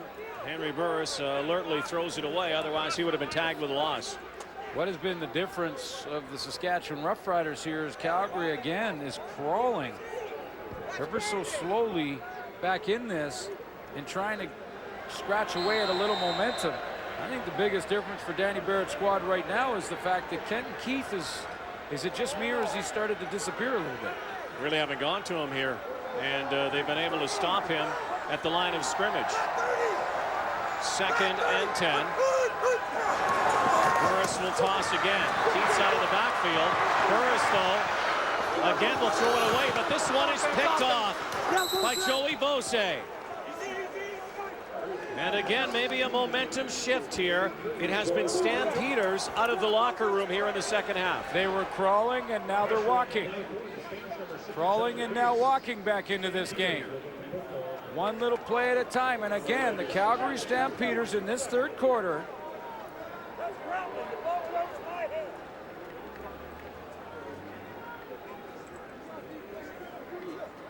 Kenton Keith sneaks out of the backfield here. First pressure from John Grace up the middle, and he's actually the guy who hits Burris's arm. They're crawling back in this one. And again, in this third quarter, playing in Saskatchewan's end of the field. Well, now, Tommy Jones gets another shot. 4.5 to go. Third quarter. Look out. Here's the rush. The ball's fumbled. Saskatchewan has it. Lamont Bryant picked it up. Tommy Jones tried to scramble out, and they took it away. A little pickpocket move. Darnell Edwards, the safety, comes on the blitz. He sneaks up to the line of scrimmage. He's going to be right up here on your screen coming off the edge. This is the exact same play defensively Saskatchewan went when Tommy Jones needed a first down and tried to go to that out on the backside to Albert Connell. Darnell Edwards stopped that from happening, and on the safety blitz this time he comes up with that big right hand sweeping across and knocking the ball out. So it was Edwards and Bryant, the tag team. Third turnover. Corey Holmes, sideline. Holmes, tons of room. Fighting down to about the 14-yard line. And another huge play by the Riders. This time it's Holmes. He made a move on Scott Coe in the middle of the line of scrimmage. Oh, man, this is a la Kenton Keith, and Scott Coe is trying to gather up. Watch how he hits this hole and makes a move in a very small amount of space. Look at this, right up the middle, right here. Little jab step, cut back into that little crack right there, and away he goes. Scott Coe misses that tackle, and now it's off to the races. And how aggressive is Corey Holmes in the open field? Rather than run out of bounds, he goes straight to the head of Wes Lysak. Wow, what a pickup. If it wasn't Kenton Keith, it was Corey Holmes, and that is Scott Coe, who's down on the field. Low here for the Stampeders. 22-9, Saskatchewan threatening again.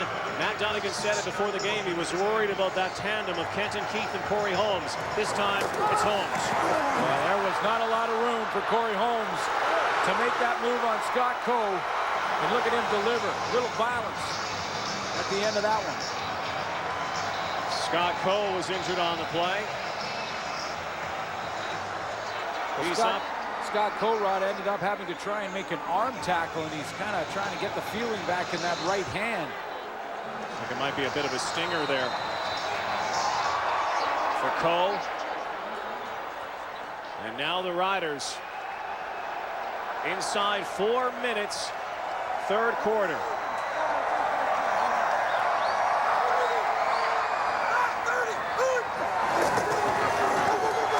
And once again, it's Holmes. Loses his head. John Grace brought him down. Scott Coe, John Grace, Brian Clark, and George White. Those are those are 4 all-star linebackers. I was thinking Clark and White, certainly all-star linebackers. Grace has been an all-star. In the Ottawa Renegades, he was a nominee for outstanding defensive player, and Coe's coming on in his career, is in his 3rd season. And Corey Holmes and Kenton Keith right now, they have not let one of those linebackers tackle them. The first guy that arrives misses every time. Burris will take it himself. Touchdown, Saskatchewan. Henry Burris. Charles Thomas with the punctuation point. How big was the safety blitz by Darnell Edwards? Caused the fumble on Tommy Jones. Calgary Stampeders were climbing back into this game. Had the field position advantage in the 3rd quarter. Edwards creates a fumble. Saskatchewan gets it and are in the end zone moments later. Henry Burris with the convert. It'll be 29-3. Taking 29 points now for Saskatchewan. It's 29-9. The Riders running roughshod.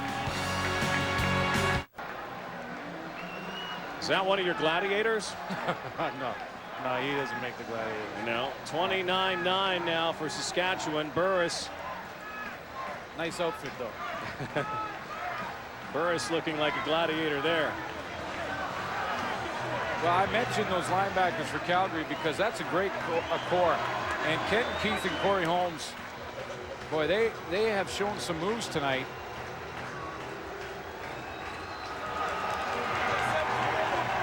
It all starts on defense. Calgary is starting to steal some momentum when this happened. Darnell Edwards off the edge. He has one chance at him, goes a little long, and then comes back with the strip there. Juan Bryant picks it up, and another major as a result. There goes Celicio Sanford, brought down, and now it is getting to serious find the end zone time for the Calgary Stampeders, or they are going to suffer their 6th loss of the season. Can't keep doing it with field goals, that's for sure. Tommy Jones from Indiana, 8 of 23. One for his last 8 passes. Jones is here tonight.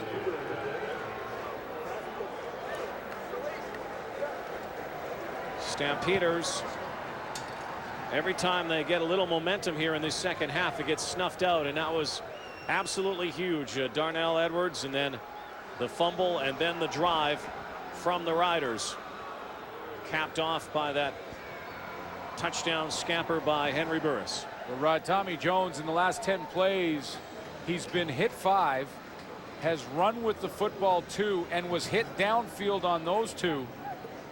So that's a total of 7. So only 3 plays where he's been able to stand back there, and those hits on the quarterback start to pay off for your defense later on. Darnell Edwards was the last one. We saw the payday for that for Saskatchewan. 2.5 minutes in the 3rd quarter. Stamps got to think about moving this football in a hurry. It's going to be an awfully long 4th quarter. Downfield's McGarity. Can't catch up with it. Garrity had a step, but as Tommy Jones was running to his right, that ball just sailed on him a little bit to the right and ended up going out of bounds, and McGarity ended up not having a chance. Had he been able to throw that a little more down the numbers, McGarity may have had a chance at it. but he has had some open receivers tonight. But once again, you saw the pressure from Saskatchewan. He had to step up and throw that on the run. He's not been able to be comfortable in the pocket in the third quarter. Here are the plays that are hurting them, though. 2nd and 10. Not been able to capitalize on too many. Out of the backfield. Diver, straight arm. And again, nowhere to go. And once again, Calgary is going to have to kick it away inside 2 minutes in the third quarter. Nothing working right now for Tommy Jones and the Stamps. Benefield from the left side. You're going to see Santino Hall coming off the edge even further outside of Benefield as he steps up and then tries to get in the way of that screen. And guess what? It's Benefield that gets there. Santino Hall provides the pressure and rushes the play a little bit. Charlie Hebert and Corey Holmes is back. End over ender. Bounces down to about the 10. Holmes wrapped up. But a flag on the play in the backfield. And this might be coming back. There are 2 ways to get to the 2004 Grey Cup. You can punch it into the end zone, or you can punch in a play. For your chance to win one of 3 super inclusive Grey Cup experiences, look for play codes inside these Kellogg's Vector products. Then go online and punch in a play.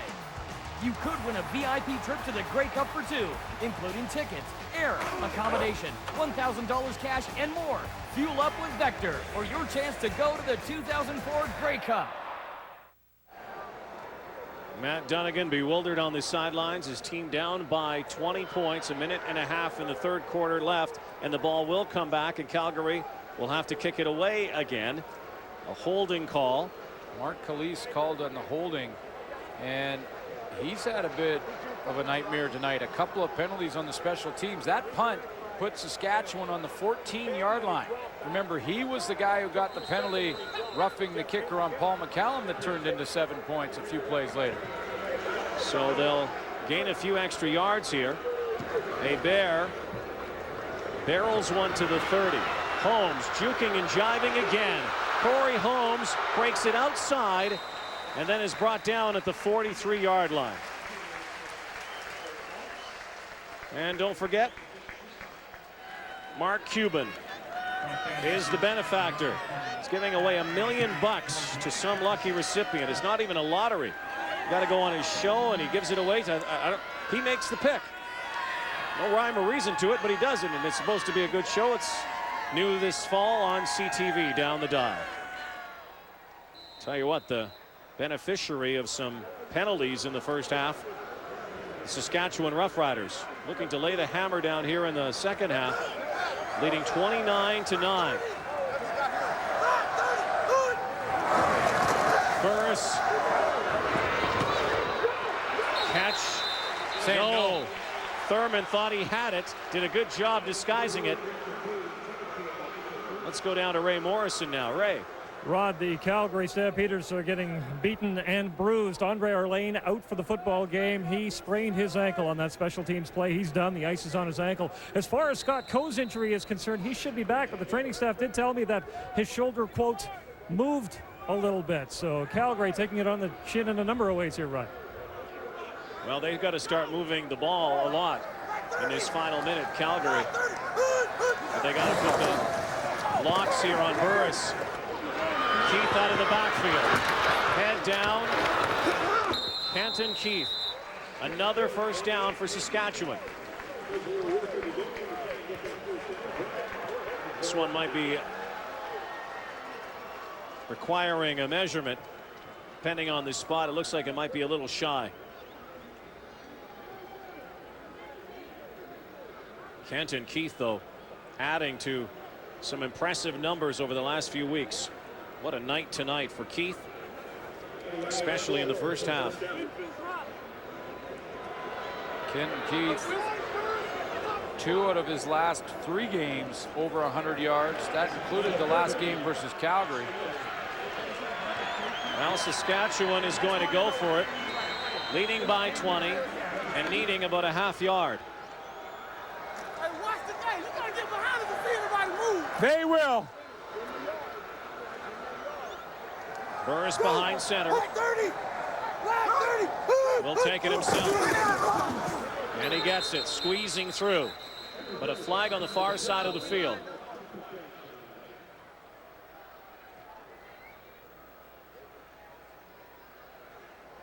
See what this one is. Well, 9 times out of 10, the defense is inside the 1-yard area. Offside, Calgary, number 96. First down. Exactly. Garrett Smith, that's third penalty tonight for Garrett Smith. Roughing the passer earlier. Face masking call. Last play of the third quarter, barring penalty.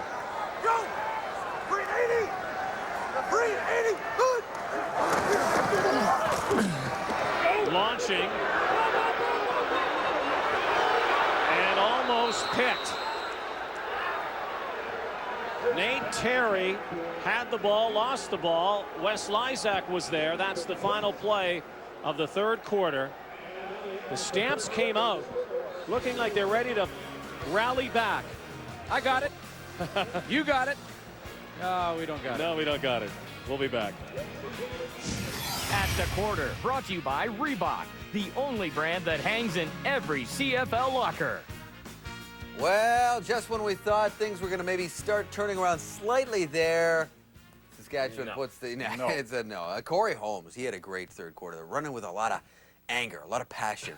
Now, the whole frustration thing that's bubbling over with the Calgary Stampeders, it takes a trained eye to notice the little things, the signs, and you noticed a couple in that quarter. Yeah, Schultz and I shared So did I. I tell you what, the one that I noticed came from Scott Diebert. Watch here as Tommy Jones throws the football, underthrows the receiver. Now watch the reaction here of Scott Diebert. Normally you go right back to the huddle. He says, dude, you know, if you throwing that ball a little bit better, I'd be heading in the end zone right now. You can interpret that any way you want, but to me that says frustration of the inability of the quarterback to capitalize on an open opportunity because Diebert was wide open on the play. Jock. Yeah, Schultz, you know what, as a receiver, there's nothing worse than just killing a guy. You turn him inside and out, and it's out of bounds. And you know what? It's starting to show on the faces, and here's Albert Connell. Look at this face. This is a man who is frustrated. And I've been there, and I know what this feels like. You've got to just relax. Actually, Calgary was still in this football game, Schultz. You know, you can't allow that to happen. You got a young quarterback. You got to try and stay patient, but it is frustrating. David, it's a little bit like happens in here sometimes. You don't understand a football concept, and Schultz and I are pulling our hair out, you know? Sometimes. And then you point at me and like go, what are you talking about? You're making no sense whatsoever. You really do. Yeah, well... Here are our stats after 3 quarters, brought to you by Smirnoff Ice. Who knows where it'll go? I'm just going to draw arrows to the guy I think has been the difference right there. There you go. Good point. That's the guy. Good points. Fourth quarter underway. All Riders so far here tonight. Burris is looking downfield for Travis Moore, in and out of his hands. Moore got the Riders on the board here tonight in that first half after the Stampeders actually opened scoring in this ball game. But since that time, penalties racking up, and Kenton Keith piling up the yardage. Corey Holmes and Henry Burris in the second half, and no wonder why Henry Burris is smiling. Wayne McGarity. Stamps need an infusion of something, anything right now.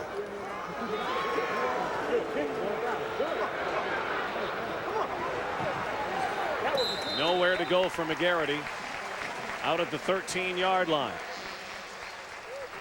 Thought heading into this game that Albert Connell may be the difference, or a guy that could help out Tommy Jones tonight, and heard Jock Climby talk about his frustration and the receivers getting a little frustrated when they have been open, and Connell with just 1 catch for 6 yards tonight. So he's another one that, you know, and I've been watching this secondary and receiving matchup both ways, and boy, there has been a bunch of open receivers down the field, and Tommy Jones still trying to find his way in this game.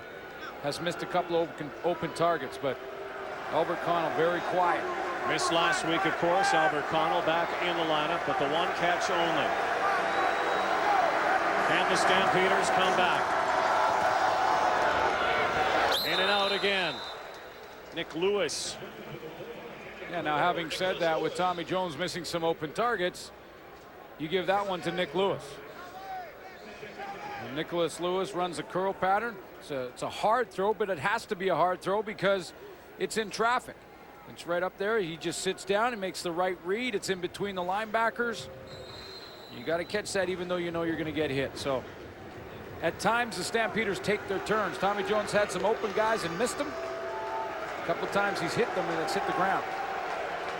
Another big play here for the Stamps. Another 2nd and 10. He's got some protection. Downfield on the sidelines. Sanford again is overthrown. Another 2 and done for the Calgary Stampeders. Garrity was the deep man in that one and kind of turned around. We'll see Wayne McGarity. We'll just see if these receivers are all helping out Tommy Jones as he comes outside. Now he's in a scramble mode here. Keep with McGarity on the left of your screen. Now is he working back to the football to try and open himself up as a target as hard as he can? I'm not sure. Almost blocked. Holmes. And a penalty flag on the far side of the field. Rider fans having a ball here tonight now. 20-point lead for the home side.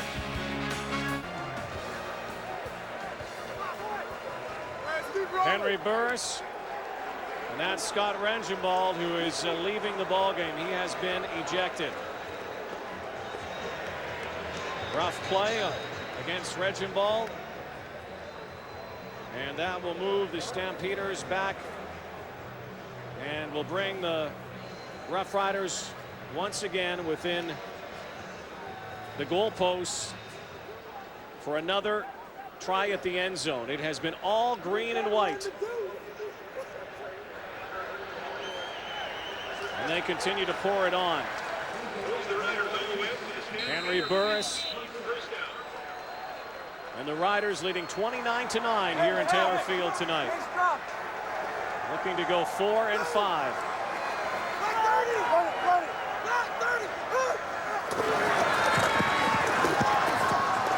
John Grace for the tackle that time. Well, I'm not sure what Scott Regenbald did. It was away from the play, or what he said, or why he got thrown out of the game. We'll find that out. But the bottom line is, with 13 minutes left in a 20-point game, it's not over.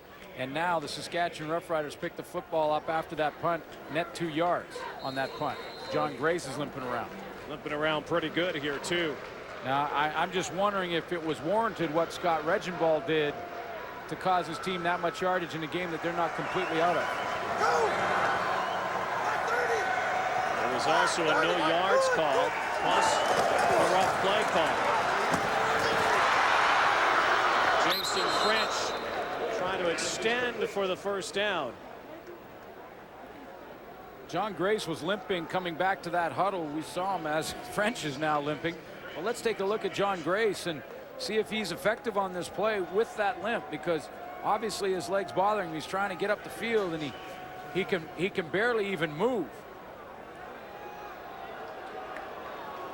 And if you're sent as a linebacker in pressure like that and you can't get there because of an injury, then you're leaving the guys in the back end, the defensive backs, hanging out to dry. And now it's courageous and you want to play hurt. Every player has to do that, but not if it affects the outcome and if you can't do your job.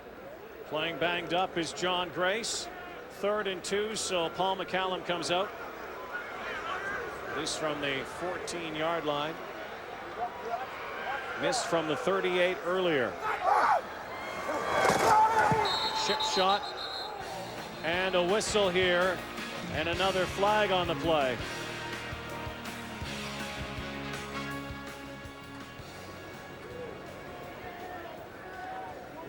So this is against Saskatchewan, procedure call. Well, that just gives Paul McCallum a better look at it. Procedure, Saskatchewan, 68, still 3rd down. Andrew Green called on the procedure infraction. Saskatchewan Roughriders with 11:50 to go. You know, a lot of penalties tonight, but other than one pass interference call on Eddie Davis that I thought was quite questionable, this is just a lack of discipline, mostly by the Calgary Stampeders, but really by both teams, because at this point in the season, offside calls and things like that really shouldn't happen. And the penalties just killed Calgary in that first half. Callum with a little bit of a smirk on his face. The officials discussing with the Calgary captains. It's Joe Fleming. Maybe Fleming went over and said, we're going to miss our flight. So now 5 yards back from the 19-yard line. No problem. 32-9 is the score for the Riders. Against the Edmonton Eskimos on Thursday night, the Argos coming off a loss in Montreal, the loss of their quarterback to Damon Allen. Denny Montana with his first catch of the night. Yeah, but that's great news that Damon Allen may be able to make a return this year. And we're all cheering for him to come back. Hate to see when a guy gets hurt. So, you know, it'll be interesting because the BC Lions will get Dave Dickinson back sometime in September, likely. Another star quarterback back in the mix. What are they going to do? Probably platoon the two. That's probably a way to start. And then you got Damon Allen possibly making a return. So, it'll be interesting down the stretch run. Jones in trouble. Lets it go. Completion to McGarity. Decent balance for Tommy Jones, and he had to get happy feet in a hurry because the pressure in the pocket was collapsing on him. And watch how he makes a little move. He steps back, and it's trouble now. Got Lamont Bryant there and Nate Davis bearing down on you, and he just kind of calmly moves to his right and tosses it out there to Wayne McGarity. And a first down for the Stamps. Just not enough of them so far here tonight. There is lots of time left. We have seen some great comebacks in the CFL, but Stamps are going to have to show some offense. Look out from behind. Jones again over the middle. Another first down. Nick Lewis. Boy, he's showing some cool there. You know, you heard Jock Climby talk about receivers getting frustrated, and let's just see as we look at these receivers now. We'll just see, here are they all. You got 4 on one side of the field, all coming out now. Are they all working? Because Tommy Jones has been scrambling a bunch. He's scrambling around looking for someone open. Now, is he working hard? You get one over here that's open. You get one up there trying to make a block. So maybe 50% of the receiving core actually working as the quarterback scrambling. Hey, it's one thing to be frustrated with a young quarterback. But I would say when things aren't working well on a football team, you look in the mirror first before you start saying, well, our quarterback has missed us a couple of times. Tommy Jones has shown some real mobility here tonight for a guy who's a big body, and again, not exactly a sprint star. He's got a lot of good lateral movement. You know, he has done some good things, and there's no question he'll look at the tape after this game and say, oh man, I had you by 3 steps, and I underthrew the football, or I bounced one to Scott Dybert. I mean, he's had his problems. There's no question. But it's the ultimate team game. They've got to find the end zone in a hurry. If they have any hope. Jones evades another tackle. Brought down, and again close to a first down. A little bit shy here. Well, now the Saskatchewan Roughriders are kind of caught defensively in this situation where they have a 32-9 lead. And as much as you preach a team, look, don't let up. Necessary roughness. Saskatchewan, number 18. First down. Santino Hall called on that unnecessary roughness, but as much as coaching staffs will tell a team, guys, don't let up. We have the big lead. Nate Davis predicted they'd have a big lead. That's coming through. Yeah. But as much as they're told that, it's still human nature to kind of drop that intensity a little bit when you have this kind of lead and you're in the 4th quarter. 23-yard gain on the run and the penalty. again, the Stampeders, who haven't been able to get a touchdown, try to get one here. Standing in, and once again, quickly becoming his favorite target is Nick Lewis. It's interesting that the wide side of the field receivers open up that Nicholas Lewis under pattern because of what they do, and combinations of patterns can really open someone up. What they tried to do on the wide side of the field was run the receivers deep, knowing that Nick Lewis is coming from the opposite side of the field so that he'll get to that open area. See, when they go deep, that's the open void right there. Nick Lewis picks it up, and one side complements the other. 5 receptions. Lewis near 100 yards. Closest the Stamps have been in quite some time. Jones out of trouble to the end zone for the touchdown. That's the biggest play they've had all night. The keeper for Tommy Jones. Well, yeah, and that's why you got to give this guy some credit. He's missed some throws, but he has shown some toughness. And that's why Matt Dunnigan likes him, because he has that toughness. He's run a bunch up the middle. He has not thought about hook sliding. He has made some throws that have been dropped, and now he's got the Calgary Stampeders a major. 5 plays.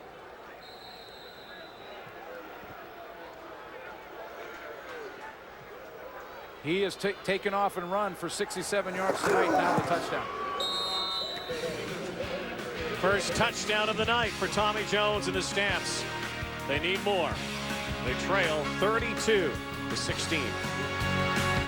Tommy Jones with a touchdown here tonight, the first for the Stampeders, who have still a pretty big hill to climb here. But again, there's 8 minutes left. It's 32-16. Last time these two teams met, 2 games ago, Calgary won, or Saskatchewan won rather, 40-21. Calgary won the first game of the season, the first meeting, this being the rubber here tonight. And Matt Dunnigan said before the game he likes his young quarterback, the guy who wears his number. He probably likes him a lot more after that last run. He's a big strapping lad with a strong arm. He's got a real good feel for the game, and more importantly, he's treating everything like a true professional, like a veteran. He's studying, he's doing all the little things to make a difference. And that's important to have success out there come game time. So Tommy realizes that, and that's been, I think, his biggest feather in his cap, is understanding the importance of that aspect of the game. The only other thing he probably needs now, from all the coaches and the fans and the players, is a little patience. Yeah.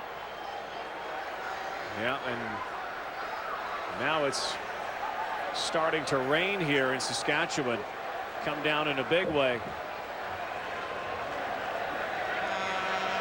Fans are scrambling for their umbrellas and their raincoats. Boy, did this hit all of a sudden. Can do that here. They can. You know. Just the lack of the mountains to stop it. It just comes in and lack of mountains. It'll be gone for a province and a half, man. I know. So that the weather can slide in, and then it's gone a few minutes later. Well, let's see. Now the Stampeders need their defense here to come up big. Maybe force a turnover. Wet ball right now, Kenton Keith. And I think John Grace made that tackle, can barely get there. I mean, they must have some personnel problems and a little bit of lack of depth along that linebacking core right now to leave John Grace. I mean, he made a tackle there with one arm on Kenton Keith. There he is right there, and he had to limp to the spot to do it. He's obviously banged up. I mean, look at him kind of hanging in there and just kind of holding on, and he somehow pulls Keith down. Flat 30! Flat 30! Over the middle. And a flag on the play. Travis Moore has a touchdown tonight. 2 touchdowns for Kenton Keith. A touchdown for Henry Burris. John Grace beaten up here tonight, trying to get his team back in it. The Stampeders again have got to have a stop at this point in the game. Maybe More than a There's no stop. infraction on the plate. Rod, First down. maybe a score on defense or special teams. Something they've done, you know, in 4 of the 7 games this year for the Calgary Stampeders, they've scored on either defense or their special teams. They've had blocked kicks for touchdowns, interceptions for touchdowns. They haven't had that tonight.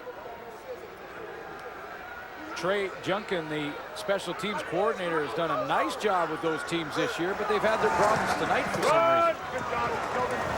I would suggest the reasons being Corey Holmes on returns and some of the things that the Riders have done. But Trey Junkin has done a nice job this year. I mean, they have blocked some kicks this year, blocked a kick for a touchdown, and he is always in his buddy's ear, Matt Dunnigan, trying to create new ways. 19 seasons in the National Football League, all on special teams, and in the NFL, they're meeting from 8 in the morning till 8 at night. That's a lot of special teams meetings for Trey Junkin through his career. And still meeting now as a coach. Burris, strong arm, almost picked off by Brian Clark. And again, there's a flag on the field. Almost every play now seems to be a penalty. Looks like it's going against Saskatchewan. Well, you mentioned what the Calgary Stampeders may need, and they almost got it from Brian Clark. Saskatchewan 53, decline. 3rd down.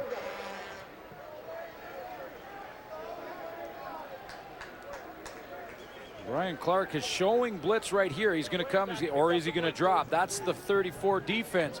Try and disguise it, and maybe the quarterback won't see you drop out of there. Henry Burris doesn't see Brian Clark. He tried to tip it to himself and just couldn't get underneath it. Either way, the Riders have to punt the football. Angling it out of bounds. Stays in bounds. And McGarrity's slip trips up. Only a 10-yard return and a big deficit for the Stamps. Well, they're having fun here. 5.5 minutes to go. Stampeders. Jones again avoiding a tackle, and it's picked again. Omar Morgan brought down, and Tommy Jones is hurt on the far side of the field. And he is writhing in pain on the far side, and it's his left knee.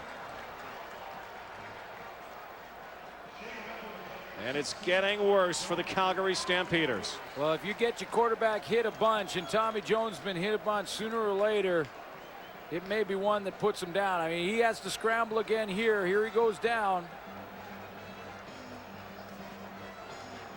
Take one more look. Nate Davis. And Nate Davis puts all 315 pounds on him when he hits the ground, and he grabs that knee immediately. And he is down still. Tommy Jones was standing in all night. Really didn't get hit very much. Got hit when he was taking off with the football. Picked off by Omar Morgan. The two Omars were here together, remember. Omar Morgan and Omar Evans. Evans now a Stampeder. Dunnigan comes out. Marcus Crandall will come in. And this is probably it for the Calgary Stampeders' hopes tonight. Evaporated with 5:18 to go. 32-16. And we'll be back. Here's our game story brought to you by Sport Check. Proud supporter of the CFL. Henry Burris, couple TD passes, look real good in the first half, and Kenton Keith has been the difference for the Saskatchewan Roughriders. He has put on a show tonight with some tremendous moves.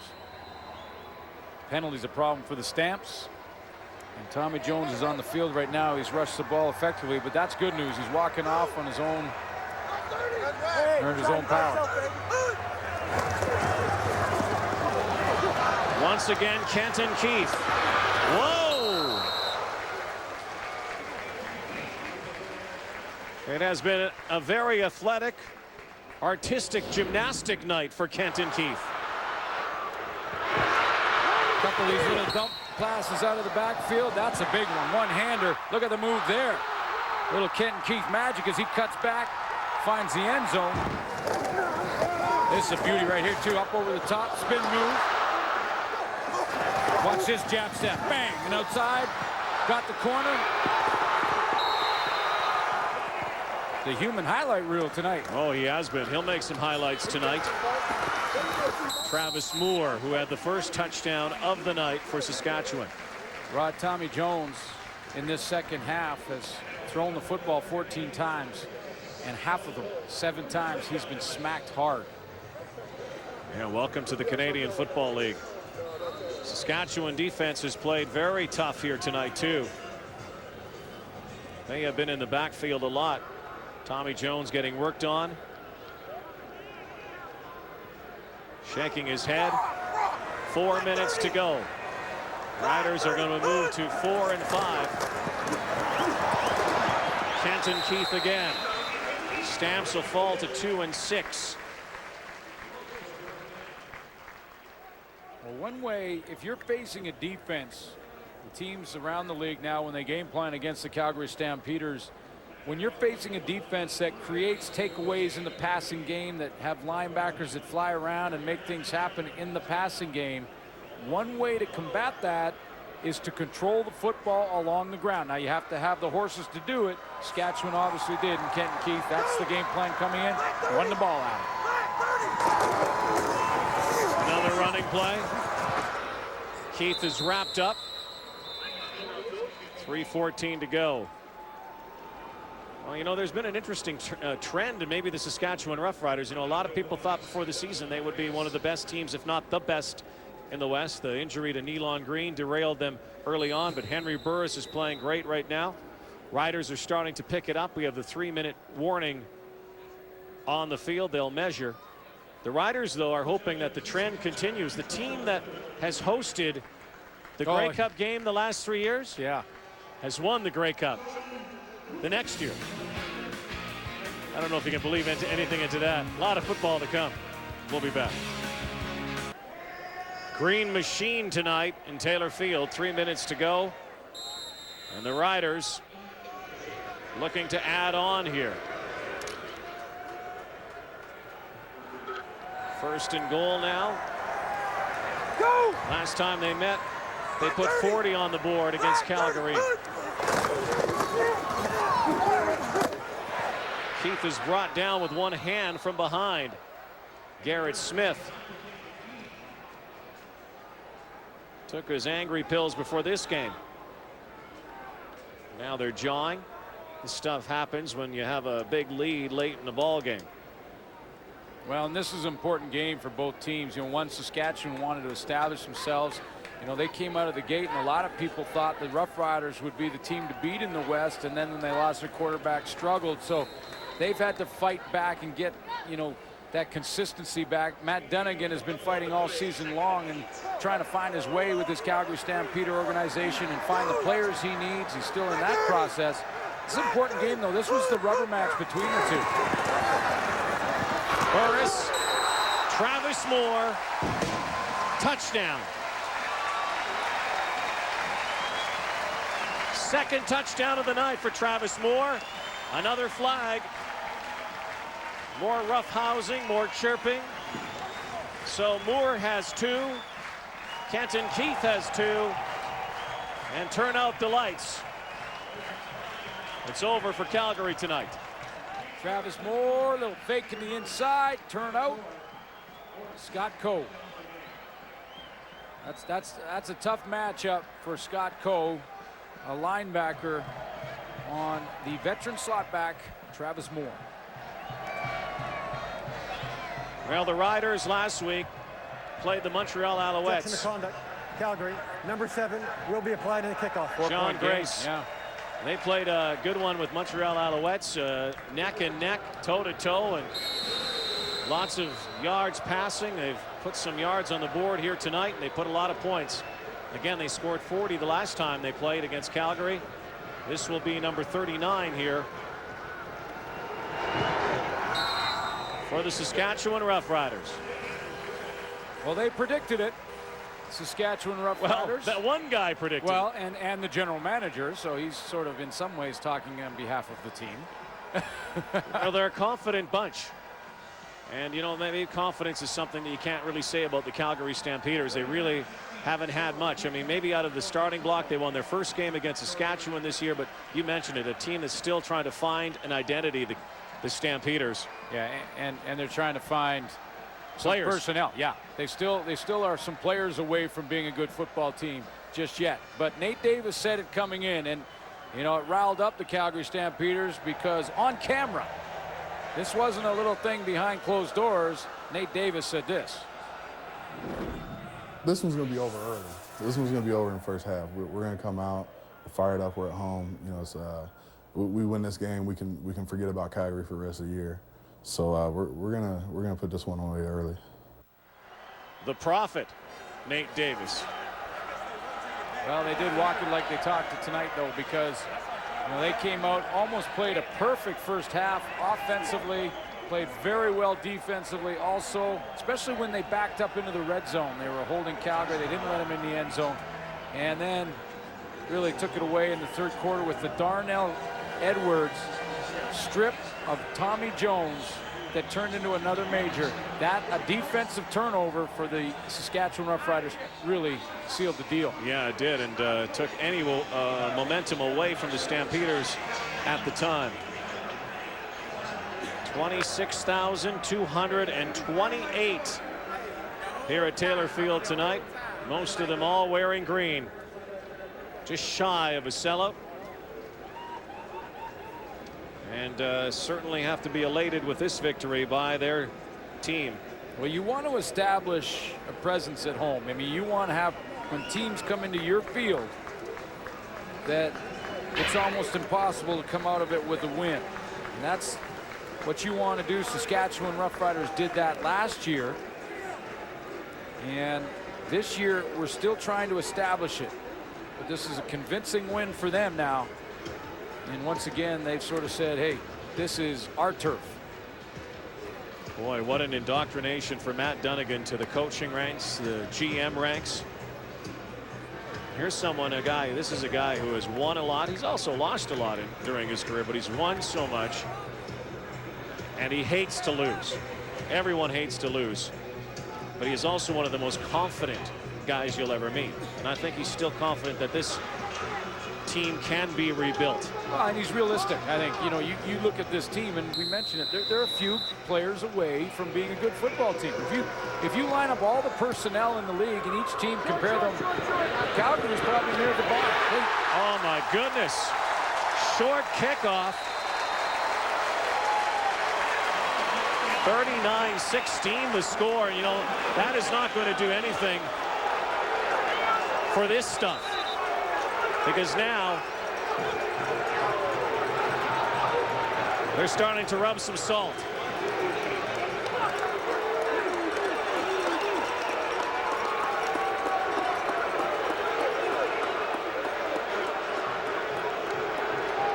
McGarrity's into it. Holmes is into it. The smallest guys in the field are in it. But Saskatchewan got the ball on the kick. You know, and this happens, you know, and now Matt Dunnigan is trying to get them all out of there. And, you know, said use your head, get yourself out of there. You know, you get frustrated, but, you know, when you're behind and you've been beat and you come in, and I've been there. I mean, if you play, you get frustrated at the wrong end of the loss and you start swinging punches and things. And the other team, you know what they say to you? They say, hey, check out the scoreboard, buddy. Because really, that's all that matters at the end of the day. Danny Barrett's out in the field playing peacemaker. Well, he's just getting his team off the field. He's, you guys, look, let's get out of here. We've got the thing locked up. Played great. Now just get off the field. Don't need to start getting guys thrown out and possibly suspended and missing a game because of something that happened after the play is over. Well, especially when it is a marathon and you're halfway through the marathon right now. This will be the halfway point of the season for the Riders. Let's sort this out. There might be a couple of more ejections here.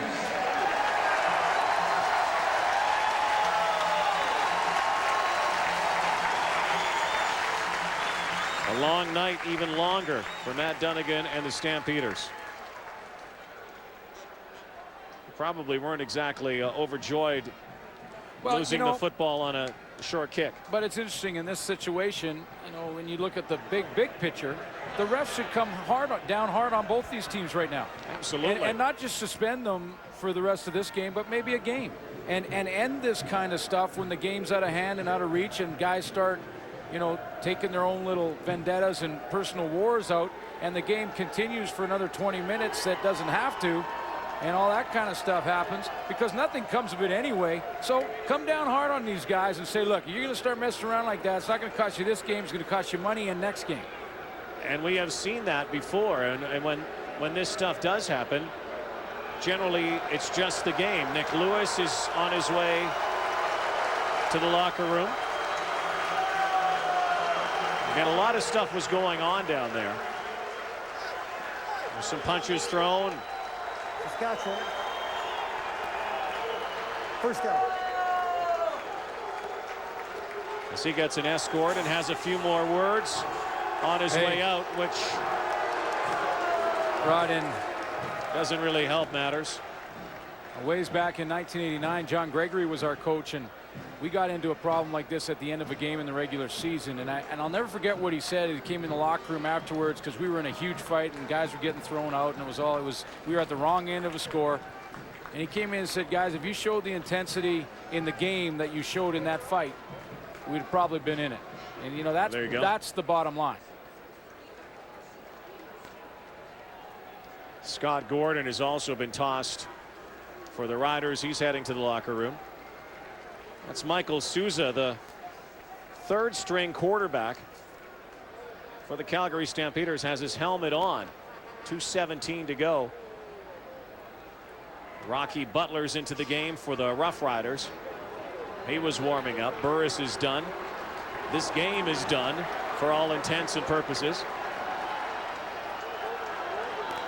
And there's Rocky. And now a couple of fans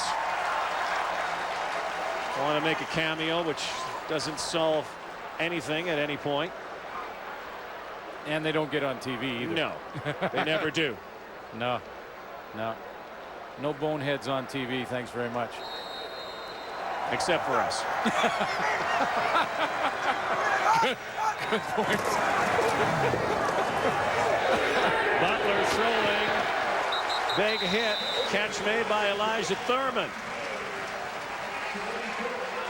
Well, now, if you have frustration, do what Joey Bose does right here. I mean, if you're frustrated, the game is over. Don't get in a fight when the thing is over and the whistle's blown. The ball's in the air, your receiver catches it, go ahead and throw a good hit on him. That's how you take out some frustration. Hey, they're not going to win the game, but that felt better for Joey Bose. Well, the Riders can put even more than 39 on the board here. And they're not backing down. Holmes inside. Has a couple of yards. What a couple of scampers for Corey Holmes here tonight. Yeah, and you know, early in the first half, one thing that we didn't really get to was that Corey Holmes created some field position off returns. And that put Henry Burris in a position to get a couple first downs and be in scoring range. And those were, you know, the 15, 20-yard gains that made the difference. Butler wants to do it himself. Oh, and he's hit hard as he went down. But he's up. And that was John Grace supplying the hit. Well, it becomes an interesting race in the West, and things are starting to sort out just a little bit now. BC Lions, with their win in Hamilton last night, improved to 5-3. Saskatchewan, though, now just a game behind. Calgary still not out of it at 2-6, but they've still got a lot of work to do. Matt Dunnigan watching. 3rd and 5. Saskatchewan leading 39-16. And they're going for it. Butler again. Rocky Butler. Touchdown.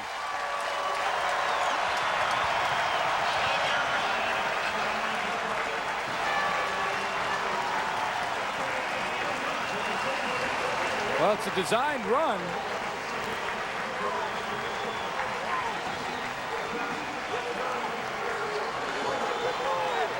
Matt Dunnigan with the glare. If looks could kill. Not liking that. As the Riders pour some more points. Well, that's what they did. Into the fire. You know, and there's a couple of trains of thought on this, and I think a lot of this might have had to do with some of the roughhousing that was going on, and the jawing and the fighting. But there's a couple of schools of thought. I mean, one is if you're a professional football team and you can't stop them, well, then they'll continue to score, and you put your backup quarterback in the game. So if you put your backup quarterback in the game, then you can't really be accused of running up the score. However, when it's third down and you go for it, kind of changes it. And that's why we have this. Well, there's no doubt they were running it up there. And they're running off to their 4th win.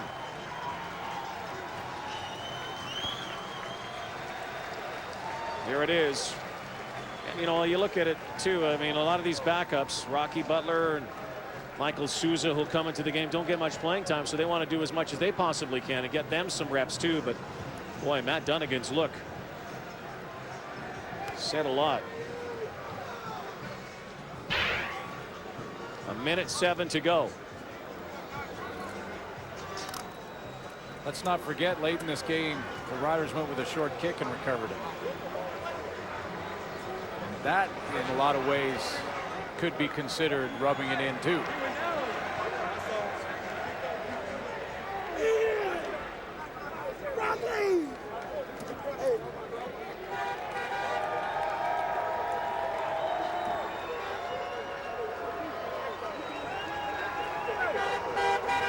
Back to the drawing board for the Stampeders and Matt Dunnigan.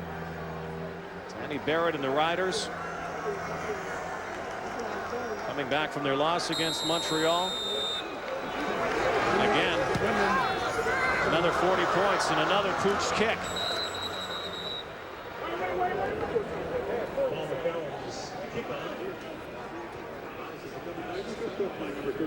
With 1:05 to go.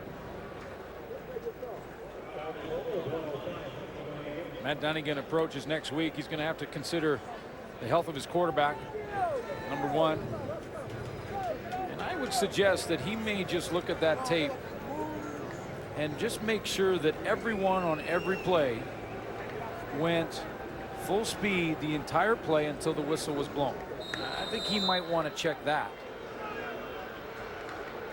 So here's Michael Souza. And then correct a whole bunch of penalties. Illinois State, 22-year-old. Quick fire to another Mike Juhas.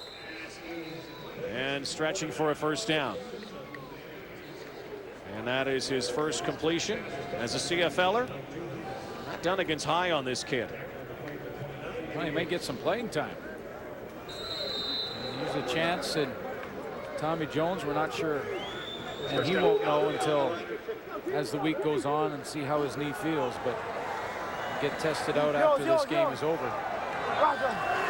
Souza gets a chance to get a couple of reps and may get some playing time. 2 for 2. Albert Connell. Just not a lot of Albert Connell connections tonight. Tommy Jones still limping. This is what he did. He had 12 completions last week, 13 completions tonight. Yeah, and that's still low, and the yardage is still a little low, and of course you don't want those interceptions. But what he did show was some toughness running the football. You know, this team, Calgary Stampeders, were crawling back in that third quarter until the fumble was created by Darnell Edwards, and he showed some toughness, a little bit of leadership skills, I thought. Souza. And that one knocked away. Early in the ball game, Davin Bush had a pick off, a lot of turnovers in the first half for the Saskatchewan Roughriders. Penalties for Calgary just did them in that first half. Yeah, it really did. You think back to the roughing the kicker call Mark Culley's got on Paul McCallum.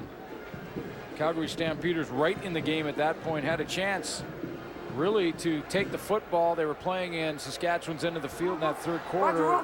That turned around. Now they get a touchdown out of it. Then the fumble's created, and she was a slippery slope from there. 15 seconds to go. That one nowhere near anybody. Well, the Saskatchewan Roughriders, though, what they've done is they've reestablished themselves. I mean, they took the Montreal Alouettes last week right to the brink. I mean, they had the football down by 4, and if not for a couple of sacks from Anwar Stewart, they come back and maybe have a chance to win that football game against a great team. Now, they're on a bit of a roll, the Roughriders. They get this win. They've now won 3 of their last 4, almost beat Montreal, or very close. And now they've not only established some home field presence, but how about some home field dominance? And Danny Barrett, whether you like it or not, made sure that at least the Calgary Stampeders understand what it means to come in here and play. Well, they played hard right till the final gun, even with the big lead. Matt Dunnigan and Danny Barrett used to play against each other. Now coach against each other.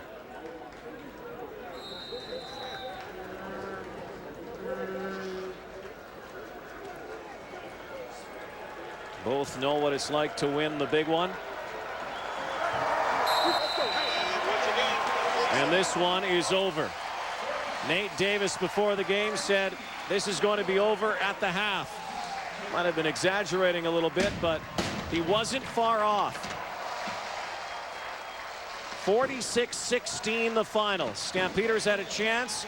In the third quarter, it was snuffed away by the Green Riders.